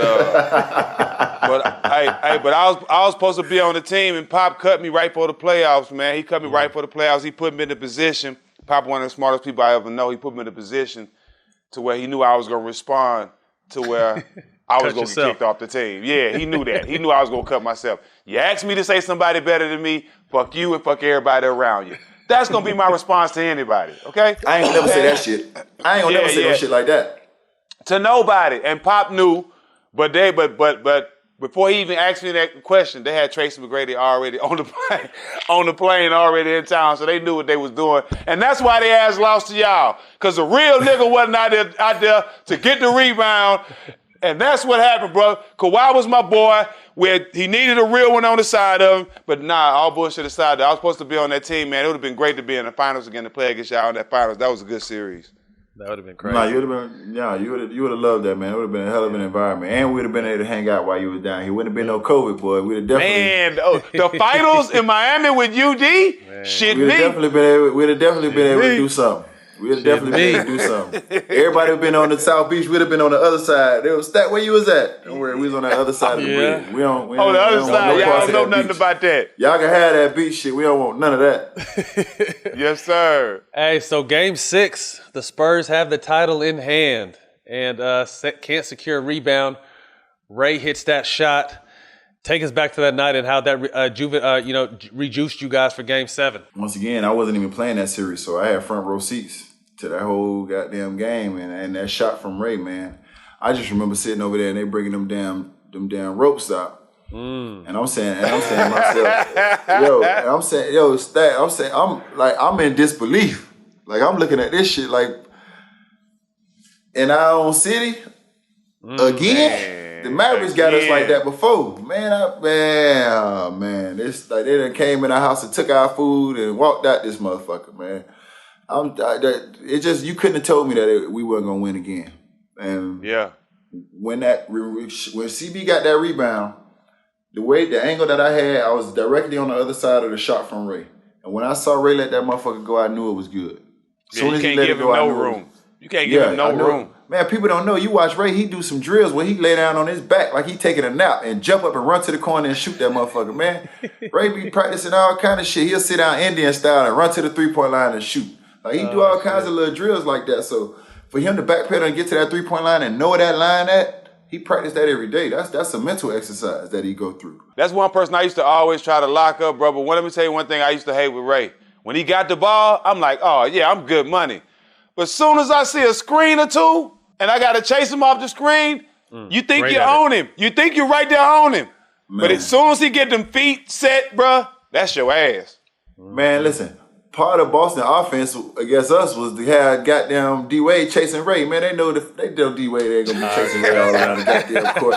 Man, they had Ray running all around the goddamn court. D-Wade like, man, that was part of the goddamn offense for Boston, is just to run his ass and get him tired. Yes, sir. So you guys were able to come back, get that game, and winning Game 7 to go back-to-back. What does it feel like to be back-to-back champs? Something that rarely happens. I don't think we appreciated it the way we should have. You know, the whole run. You know what I'm saying? And that's just the God's honest truth. You know what I'm saying? The team that we had, the run that we had, the success that we had.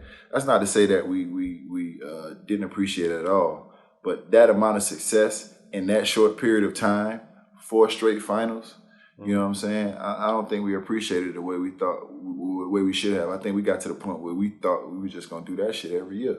You know what I'm saying? It was just expected. Like, we were just going to keep going back to the finals, and we just going to stay together, and we going to stay healthy, and it ain't going to never break up. And I think that was probably a mistake. You know, I think we should have probably just, loved it a little more. You know what I'm saying? Especially when you look at it. Yeah, enjoyed the process, man. We just focused on working, and next year we're going to do it again, and this, that, and the third. And I think we never really took time to enjoy it. I think everybody had, you had your one little party, you had your parade, and then you think you're going to do it again. And that's not reality.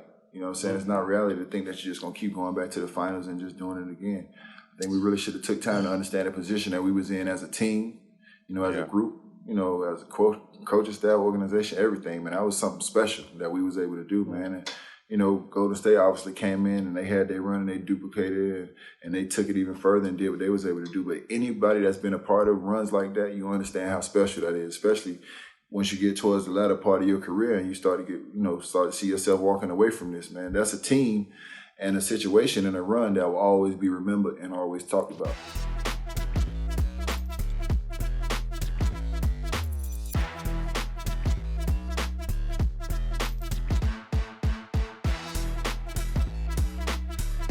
Man, welcome to the show, Danny Green. Appreciate you. Let's go back to San Antonio.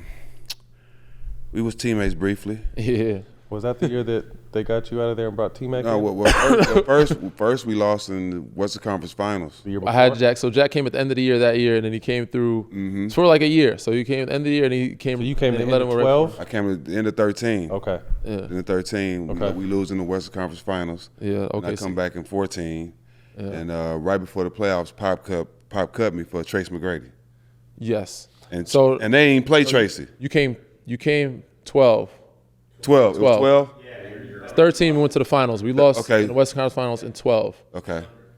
So yes, so 12 you came and then they let you go 13 right before we got there. Okay, yeah. And y'all won in 13, right?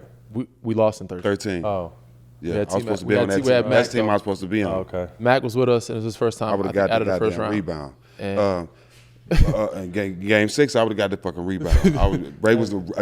Ray damn sure wouldn't have got it. If anybody would have, he wouldn't have got the shot off or none of that. He wouldn't have been involved because I take that shit personal when I played against him. But look, I would have got that goddamn rebound. It's hard to watch right here. We played a lot together though. We played a lot together when I did play. We did. And I would have been bars. Yeah. I would have been bars. It would have been a switch or somebody. We didn't switch right here, so this is why Chris got the rebound. I would have been bars. There was no switch here. But my question is, they wanted to switch everything. Bars was one of the best players I've ever, the most talented people I've ever played with. Very good, but we went smaller because they were trying to get a 3, so they wanted to switch everything. So we had Timmy off the floor. 5 would have got that rebound. I'm telling you, we wasn't switching that. Mind you, we did miss 2 free throws, and the possession before, Bron hit a 3. Yeah. The possession before, you weren't there, but that play was played over the following year in film room, because that's where my mistake was the most. Because the year before, you were there with us. Yeah. Maybe you can give me some, you can test this. We were contesting, and if we contested, they said, take off. Oh, they changed that on you though, huh? Right after this year? Take off. After this year? Take off. Because if you we wasn't getting a rebound with Tim down there. Tim was getting all those in, but they said take off. Said, if you contest, go. So the play before this, Bron, he took one, missed it. I contested the first one. I'm trickling out toward half because my natural habit was to start leaning to take off. They get another rebound and kick it back to Bron. He hits it. I think it went off the backboard or the bank shot. He kept rewinding that shit. Where the fuck are you going? Where the fuck are you going? He gonna do that. And the following year, he took that right out. There was no more leaking out. No more leaking out. After that, it was no more. Well, you know, the older Tim got, they probably start taking it out because at one point it don't make no sense to going in the key. Tim getting all that shit. Everything, bro. Yeah, Timmy was great. I can test the first one. I'm leaning toward half. Yep. And I'm ready to be like, all right. Got that rebound too. We would have been out, but it was like, oh, here goes. Off the glass. The second rebound, 3 ball. Bron hits it. It's hard to watch, but that film session the following year, because Pop always does every following year, he watches the previous. And we had the same group together for a long time. So he watched the last series or last game. I probably watched that just as much as you do, bro. He was rewinding and rewinding. Put myself in Bar's shoes, I'm telling you, dog. But the craziest part is this part right here. 5 seconds, they stopped the clock. They stopped the ball. They took the ball out of Boris' hand. We're trying to go. So Pop is going ape shit. Look at him. Yeah. What's Joey Crawford doing? Point shaving? Yeah, because we're trying to get and go. What do you do best? They celebrating. We go get a layup or a basket at this point. Get that bitch to Tony. Tony's like, get it out. Tony would have been gone. 5 seconds? What? We're gonna get a look. Now they get a chance to review it. Now they get a chance to review, see if it's a 2 or a 3. They get a timeout. Joey.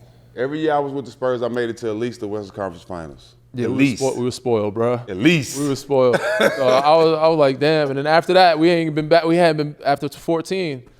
With first round against Golden State, I think Kawhi hurt the ankle. We had a couple. No, we also Clippers. CP got the game winner. That's the year after you guys came on the championship. It was a couple times we never had been back to the Western Conference Finals. Like, damn. So when I got back in Toronto, I was like, I'm gonna enjoy this. We ain't been back here in a minute. I didn't realize how hard it was to get back there.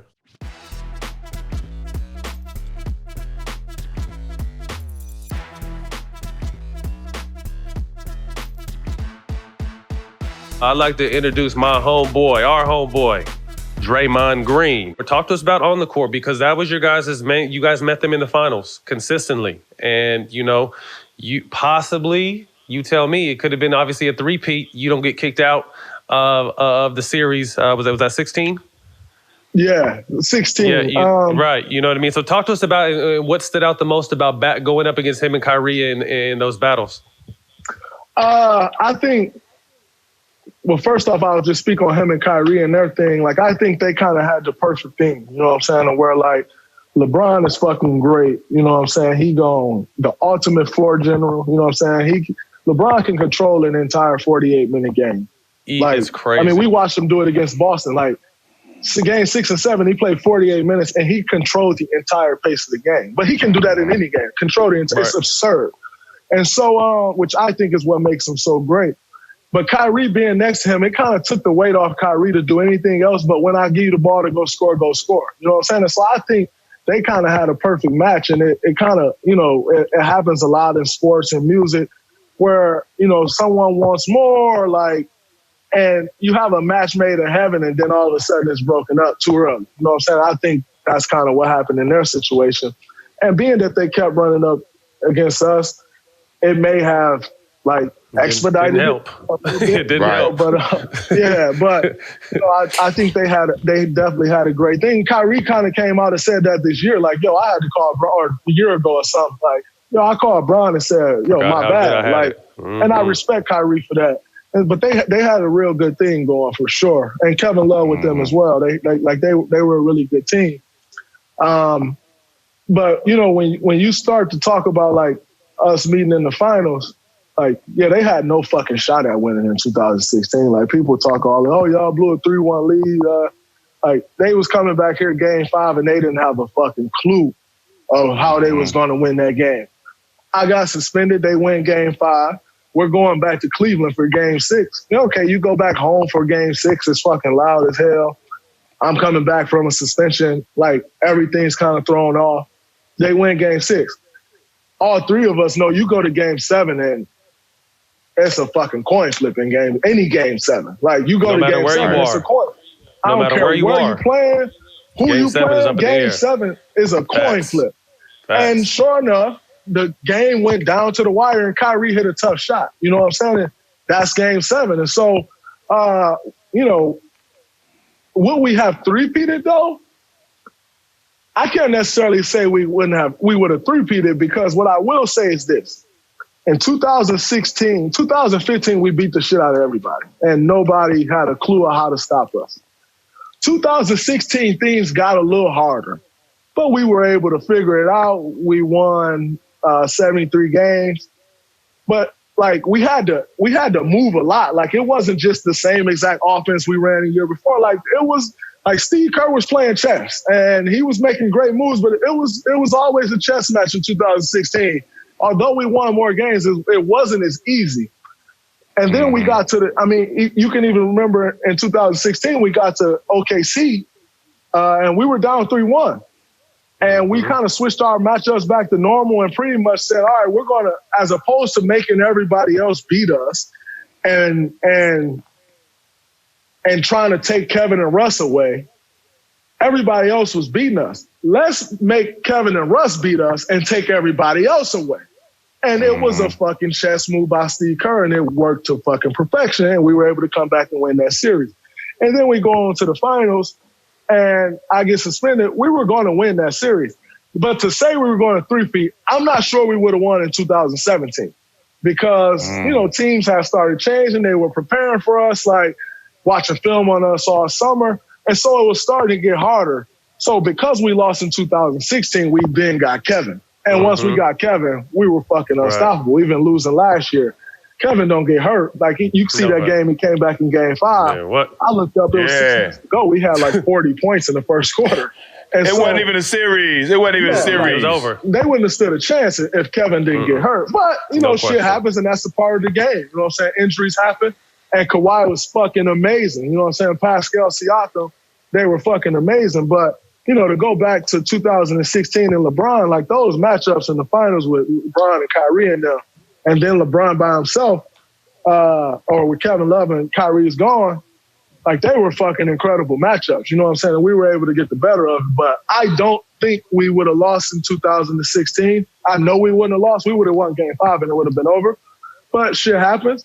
But 2017 and 18 probably wouldn't have been the same either because getting Kevin played a huge fucking role in that. You know what I'm saying? Huge. So does the dynasty end up going as long as it did? Probably not. You know, but when we got Kevin, it fucking made it, you know, extended. Started over.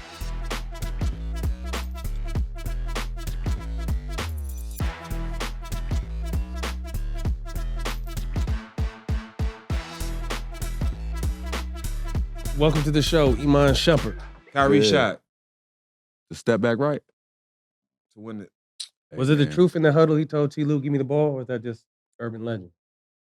He told T. Lue to give him the ball. Like, this was early in the fourth. He was frying, though. He was frying. Yeah, that's what I'm saying. He was early in the fourth. He said he wanted the ball because Bron wanted he wanted a 3-1 screen. Bron was he the biggest like matchup nigga. Bron will play chess with you.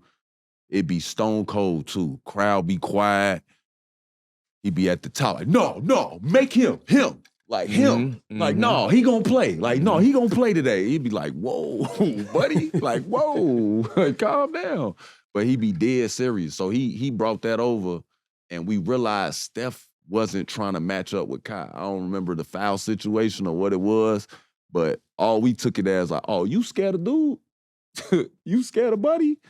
So we just fed him. If Steph came and guarded me, if they tried to do a triple switch, whatever they tried to do, I say, bro, if I go down here and I set this screen and Steph switch off and try and go on me while I'm in the corner, I'm going to bring my screen up too. And now you got a double screen, but you finna have to guard Kyrie.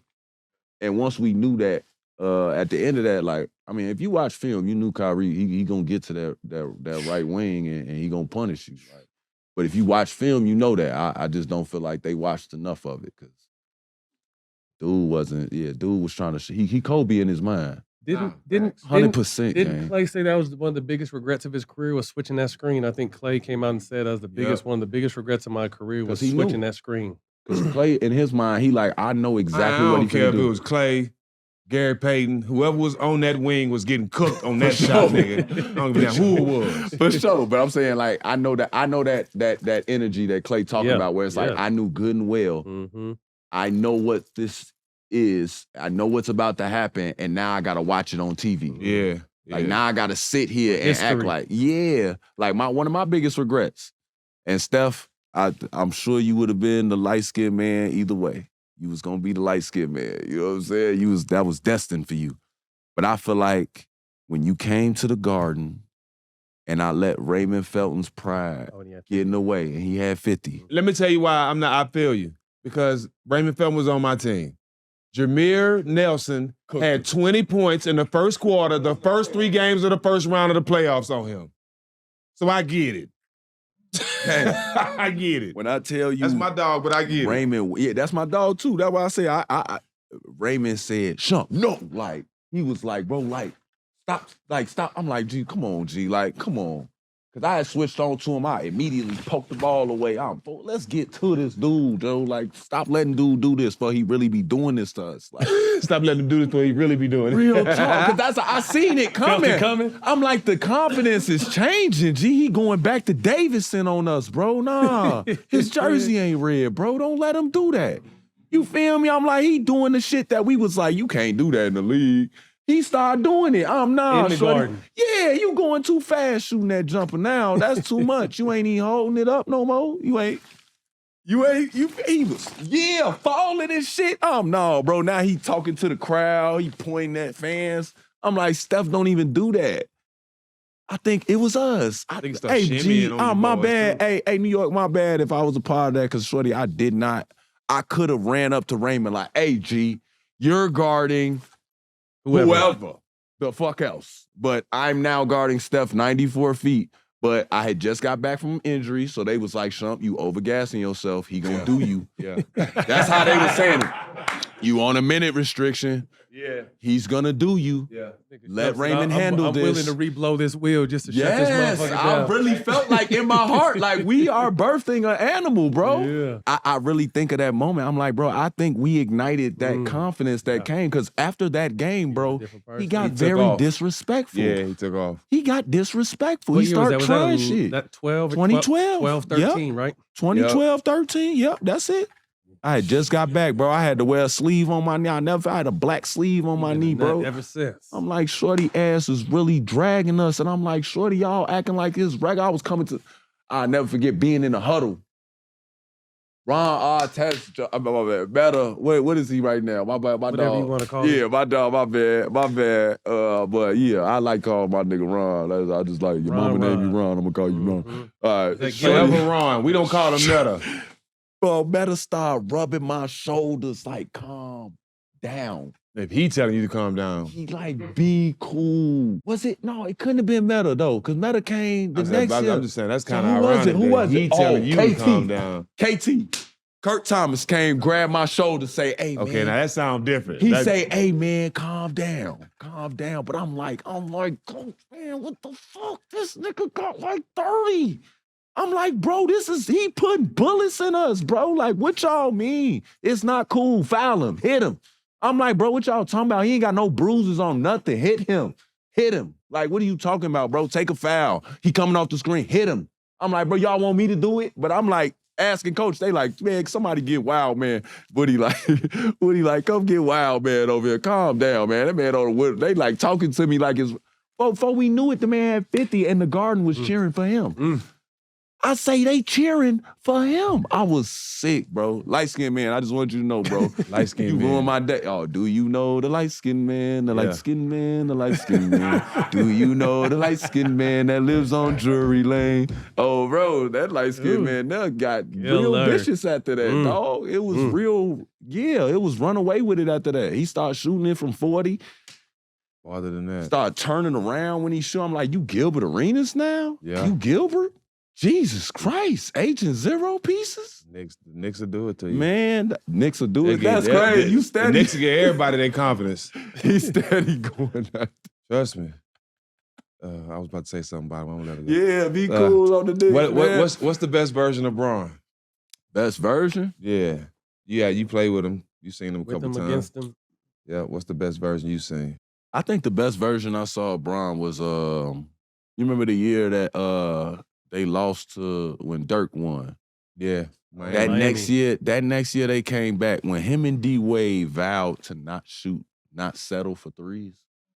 And they played that whole first season and they wasn't shooting no threes. They was just attacking. It was vicious. I was like, bro, what the fuck are we supposed to do with that? I was like And they looking had at the Bosh- league they had like, Bosh going downhill too. Bosh when I catching get and there, dunking. what am I gonna do about that? Like, what is that, nigga? Like, they're running fast. They big as shit. I'm like, D-Wade and Bron literally passing it back and forth and just downhill. The whole game. Yeah, I'm like, y'all not gonna shoot. They was pump faking every three, well, no matter how wide open it was, and attacking. I feel like that was the scariest Bron to deal with.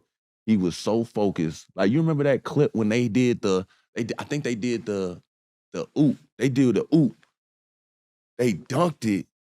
Coach Hewitt had me watch this clip like 10 times, G, before the game. They called a oop, dunked it. Bron, D-Wade, and Chris Bosh did the fastest sprint, like right next to each other. Like, it was like down the corner on defense. to get back on defense. I was like, nigga, that's the scariest shit I ever seen in my life. Those three right there, going on a breakaway, banging that bitch after like passing it back and forth, and then sprinting back to where you can't throw an outlet. I You was don't like, see that from nigga, stars. well, what? I be remembering shit like that because it's like, bro, like, Not normal. you feel me? Like Bron being able to do that and say, you know what? I'm not gonna shoot a three now. Like, that's what's crazy about Bron. Every version is scary now that I think about it, because it's like, even now, he can say, I'm done dunking on y'all, but you still finna have to deal with my back to the basket. And you got to deal with it. I can still pass it really, really good if I don't feel like And shooting. if I catch a rhythm, I'm gonna hit 5 or 6 threes on you. Real talk. Real talk. You know what I'm saying? And I figured out this free throw thing for the most part. For the most part. My nigga still every once in a while, he do shit, I'll just be laughing. Shot a couple air balls out. But he funny though, bro. Funny though, yeah. How did it happen out? Shorty funny though, bro. It be funny, bro. Like, he'll But miss a the free throw. IQ wise, shoot the three.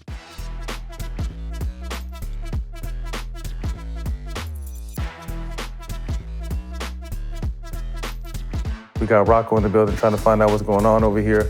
But man, welcome to the show, Klay Thompson. Klay, we appreciate you. 2016, you guys eclipse the Chicago Bulls. He said life goes at you fast. Man, dude. 73-9.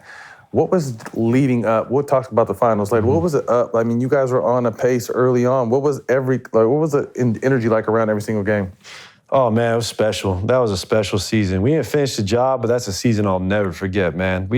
I remember at one point, we were 50-5 at one point. That's crazy. This is nuts. We were in Indiana, and Rick Carl said it was like when the Rolling Stones come to town. You know, I was like, that's hilarious. More like Bone Thugs and Harmony, because I'm a 90s baby. But yeah, Rick, we know you old. I was playing Bone Thugs and Harmony. That was the best. That was a special year, man. Every game was just right. Energy crazy. Like the team wanted to beat us so bad.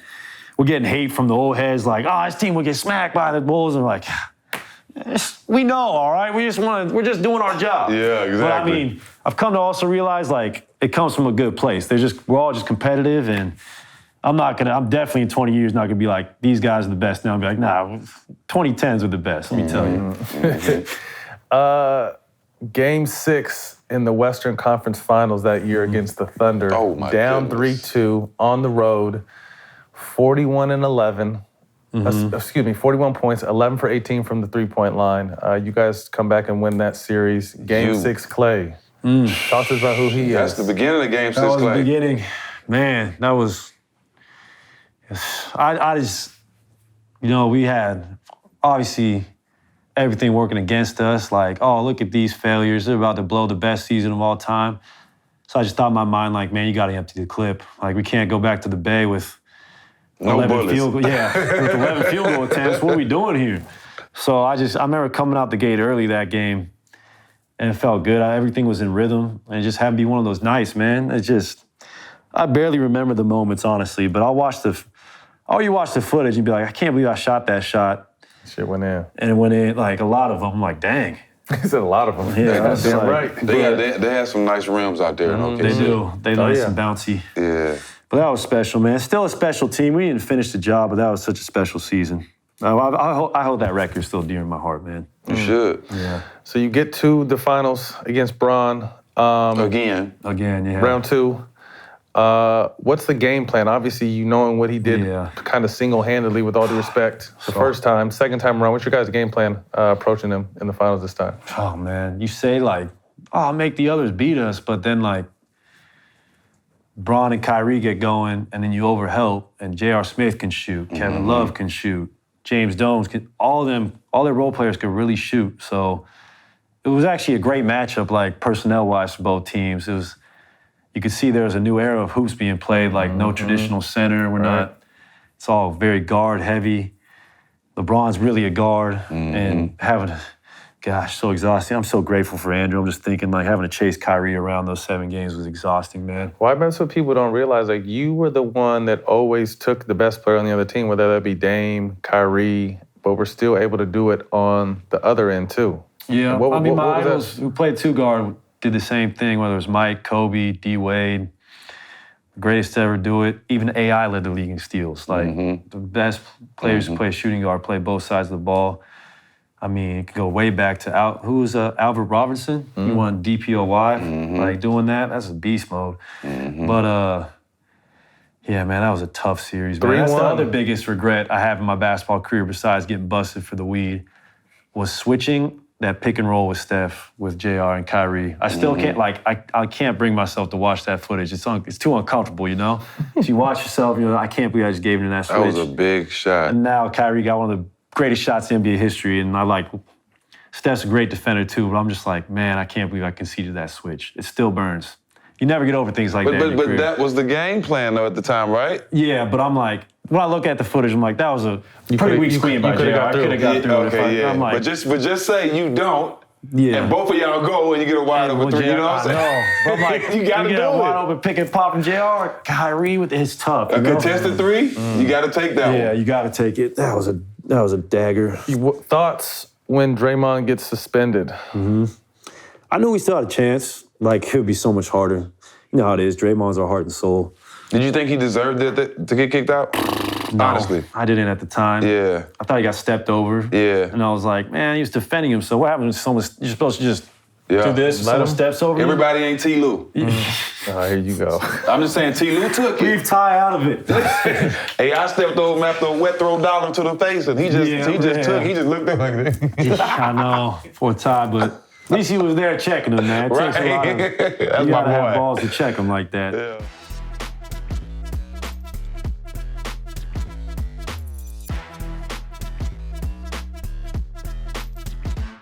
I've never been teammates, but just always admired from afar, man. JR, man, appreciate you coming through, bro. 2018, game 1 of the finals. You get the offensive rebound and dribble towards half court. Talk about that to me. What happened? The play before, it was a foul. Wasn't LeBron passed to George Hill? Yeah. He was shooting free throws. Right. And I thought he made both of them. And he didn't. So I was like, all right, bet. So next time George get the ball on the free throws, I'm like, all right, bet. We get the ball, shit. They gonna, you know what I mean? We call timeout, whatever. They gonna try to foul anyway. So we do what we normally do. So all right, bet. So get the ball. Nobody called timeout. So I'm like, all right, bet. I'm about to, you know what I mean? Dribble it back out then. Game about to be over. I look at Bron like pointing like this. Oh, this was like, what the fuck is he pointing at? Hey, shit. I look over, oh, man. And then after that, it was just like, I know this shit ain't just happened. I know this shit ain't just happened. Not in the finals. Not in the finals. I was about to beat these niggas. Say, but the box out. The box out looked at, you didn't expect to get that ball because you had KD right there. I had no. And there's no way you was getting the rebound over KD. Bro, no bullshit. I was so bent on going the other way and trying to steal the rebound because I was like, damn, if the ball come this way, I'm dead anyway. You ain't gonna get it. So I'm thinking if the ball go that way, I can at least try and tip it somewhere. It felt right in your hands, dog.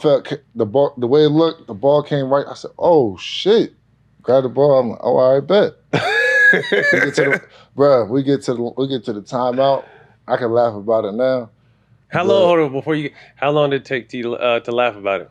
Because it was memes. It was all over the world. So it's gonna go down in history. I laughed about that shit that night. No, okay, he did. In the chat room, you said something. He said in the chat room that night. Yourself, man, because that should have eat you up if you stay mad at it. He laughed that shit off. That dude, bro. I'm not a person to hold on to shit. I'm not going to hold on to no grudges and all that.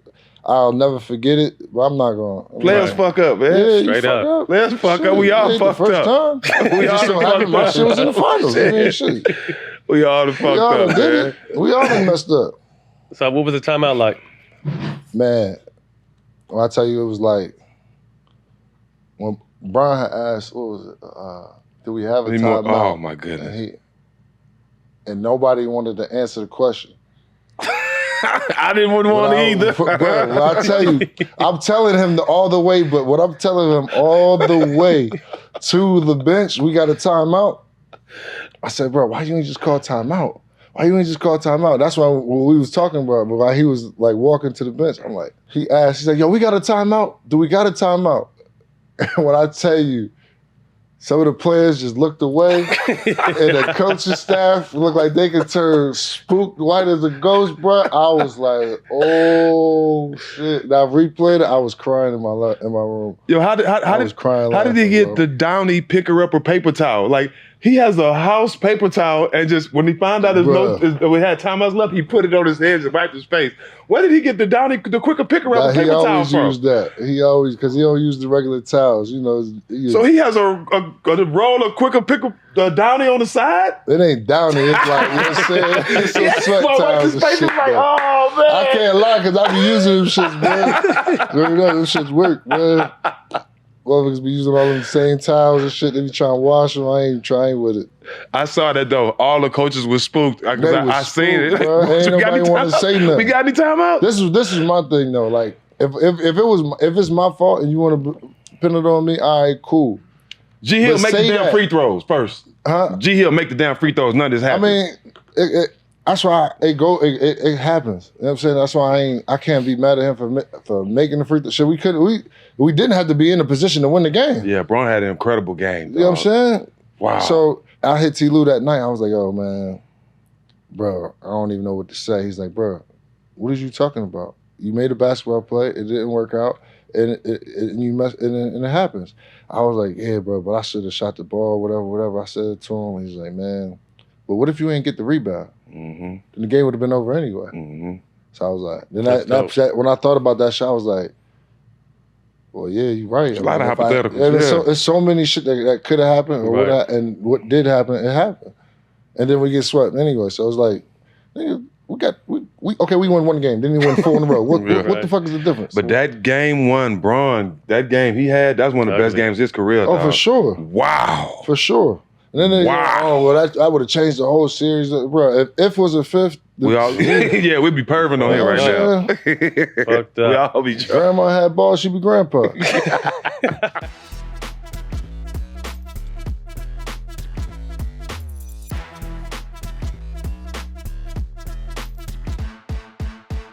And we got the one and only Kevin Durant, man. Appreciate you. Take me back to the finals. Yeah. Last year. And I say sometimes as athletes, we need to be protected from ourselves because at the end of the day, we got that say. Yeah. You know what I mean? So you're on the brink of your 3rd straight title, finals MVP, the prior 2 years. Tell me what your mindset was to come back and try to help your team get over that hump. I mean, as I started getting healthy, I started, having these pictures in my mind about what it'd be like to come back from down 3-1. I know for a fact I wasn't gonna get Finals MVP, but seeing, Steph get that moment, I was looking forward to that. Or Clay, whoever it was at that time that was playing well. I was just picturing so much in my mind at that point of just great things happening if I step back on the court. And, it started to turn that way. First started off first quarter. Was cooked. You know what I'm saying? I was just like, I can tell, when I went back to the bench, the confidence my teammates had, the whole organization, like I could look down and see, our fans and E40, everybody just had a sense of like, man, we here now. Back. We it's back. Over. It's and over. I knew the fans back in the Bay was just so excited that I was playing again. And, it was just life is crazy. You can be on that high so fast and in a matter of seconds, you go back down. I'm grateful for it. It's fucked up that I had to go through it, but I'm also grateful that I can experience it because down the line, I can be able to speak on how much it helped me as a player and a person. What was it like once you went down, knowing you're down, and then seeing Clay go down, and then the Raptors winning a championship, knowing that should have been your guys' third in a row? Yeah, it was rough. It was rough because I feel like throughout the season, we could have locked in a little bit earlier for the playoffs. And I feel like when we getting down to that moment, it was just like, damn, having me and Clay out and not winning the championship after planning for it so long, just like that's just how the gods work. That's just how the games work sometimes. And it was just like throughout the regular season, I really wish that we'd have locked in a little bit more. You know what I mean? It had a little bit more game plan, a little bit more focus going into the season so that like it didn't have to end that way. You know what I'm saying? It's like we waited so long just for that moment instead of like each game was important. Right. Even in the regular season, even in the first round, it's like we waited for so long just for the finals and it happened that way. It was like, it made me think about the whole season as a whole. That's a gift and a curse, you know what I mean? Because for them, it was a 5-year run to know that, bro, we're going to be playing till June every year. Yeah. So it's kind of like, you know what I mean? It's a lot of basketball. It's a lot. You know what I mean? And I didn't realize that until we started getting into the playoffs and we played Houston and it was just like, shit, this is the third year of us making this run. It's tough. And so 2 more years before that, I know mentally, draining. It's draining. It's draining, and I got it. But it was like, shit, it's right in our hands. It's right there for us to get a 3-peat. It hasn't happened in a while. So, it's that point where I was like, let's just fucking lock in and do it.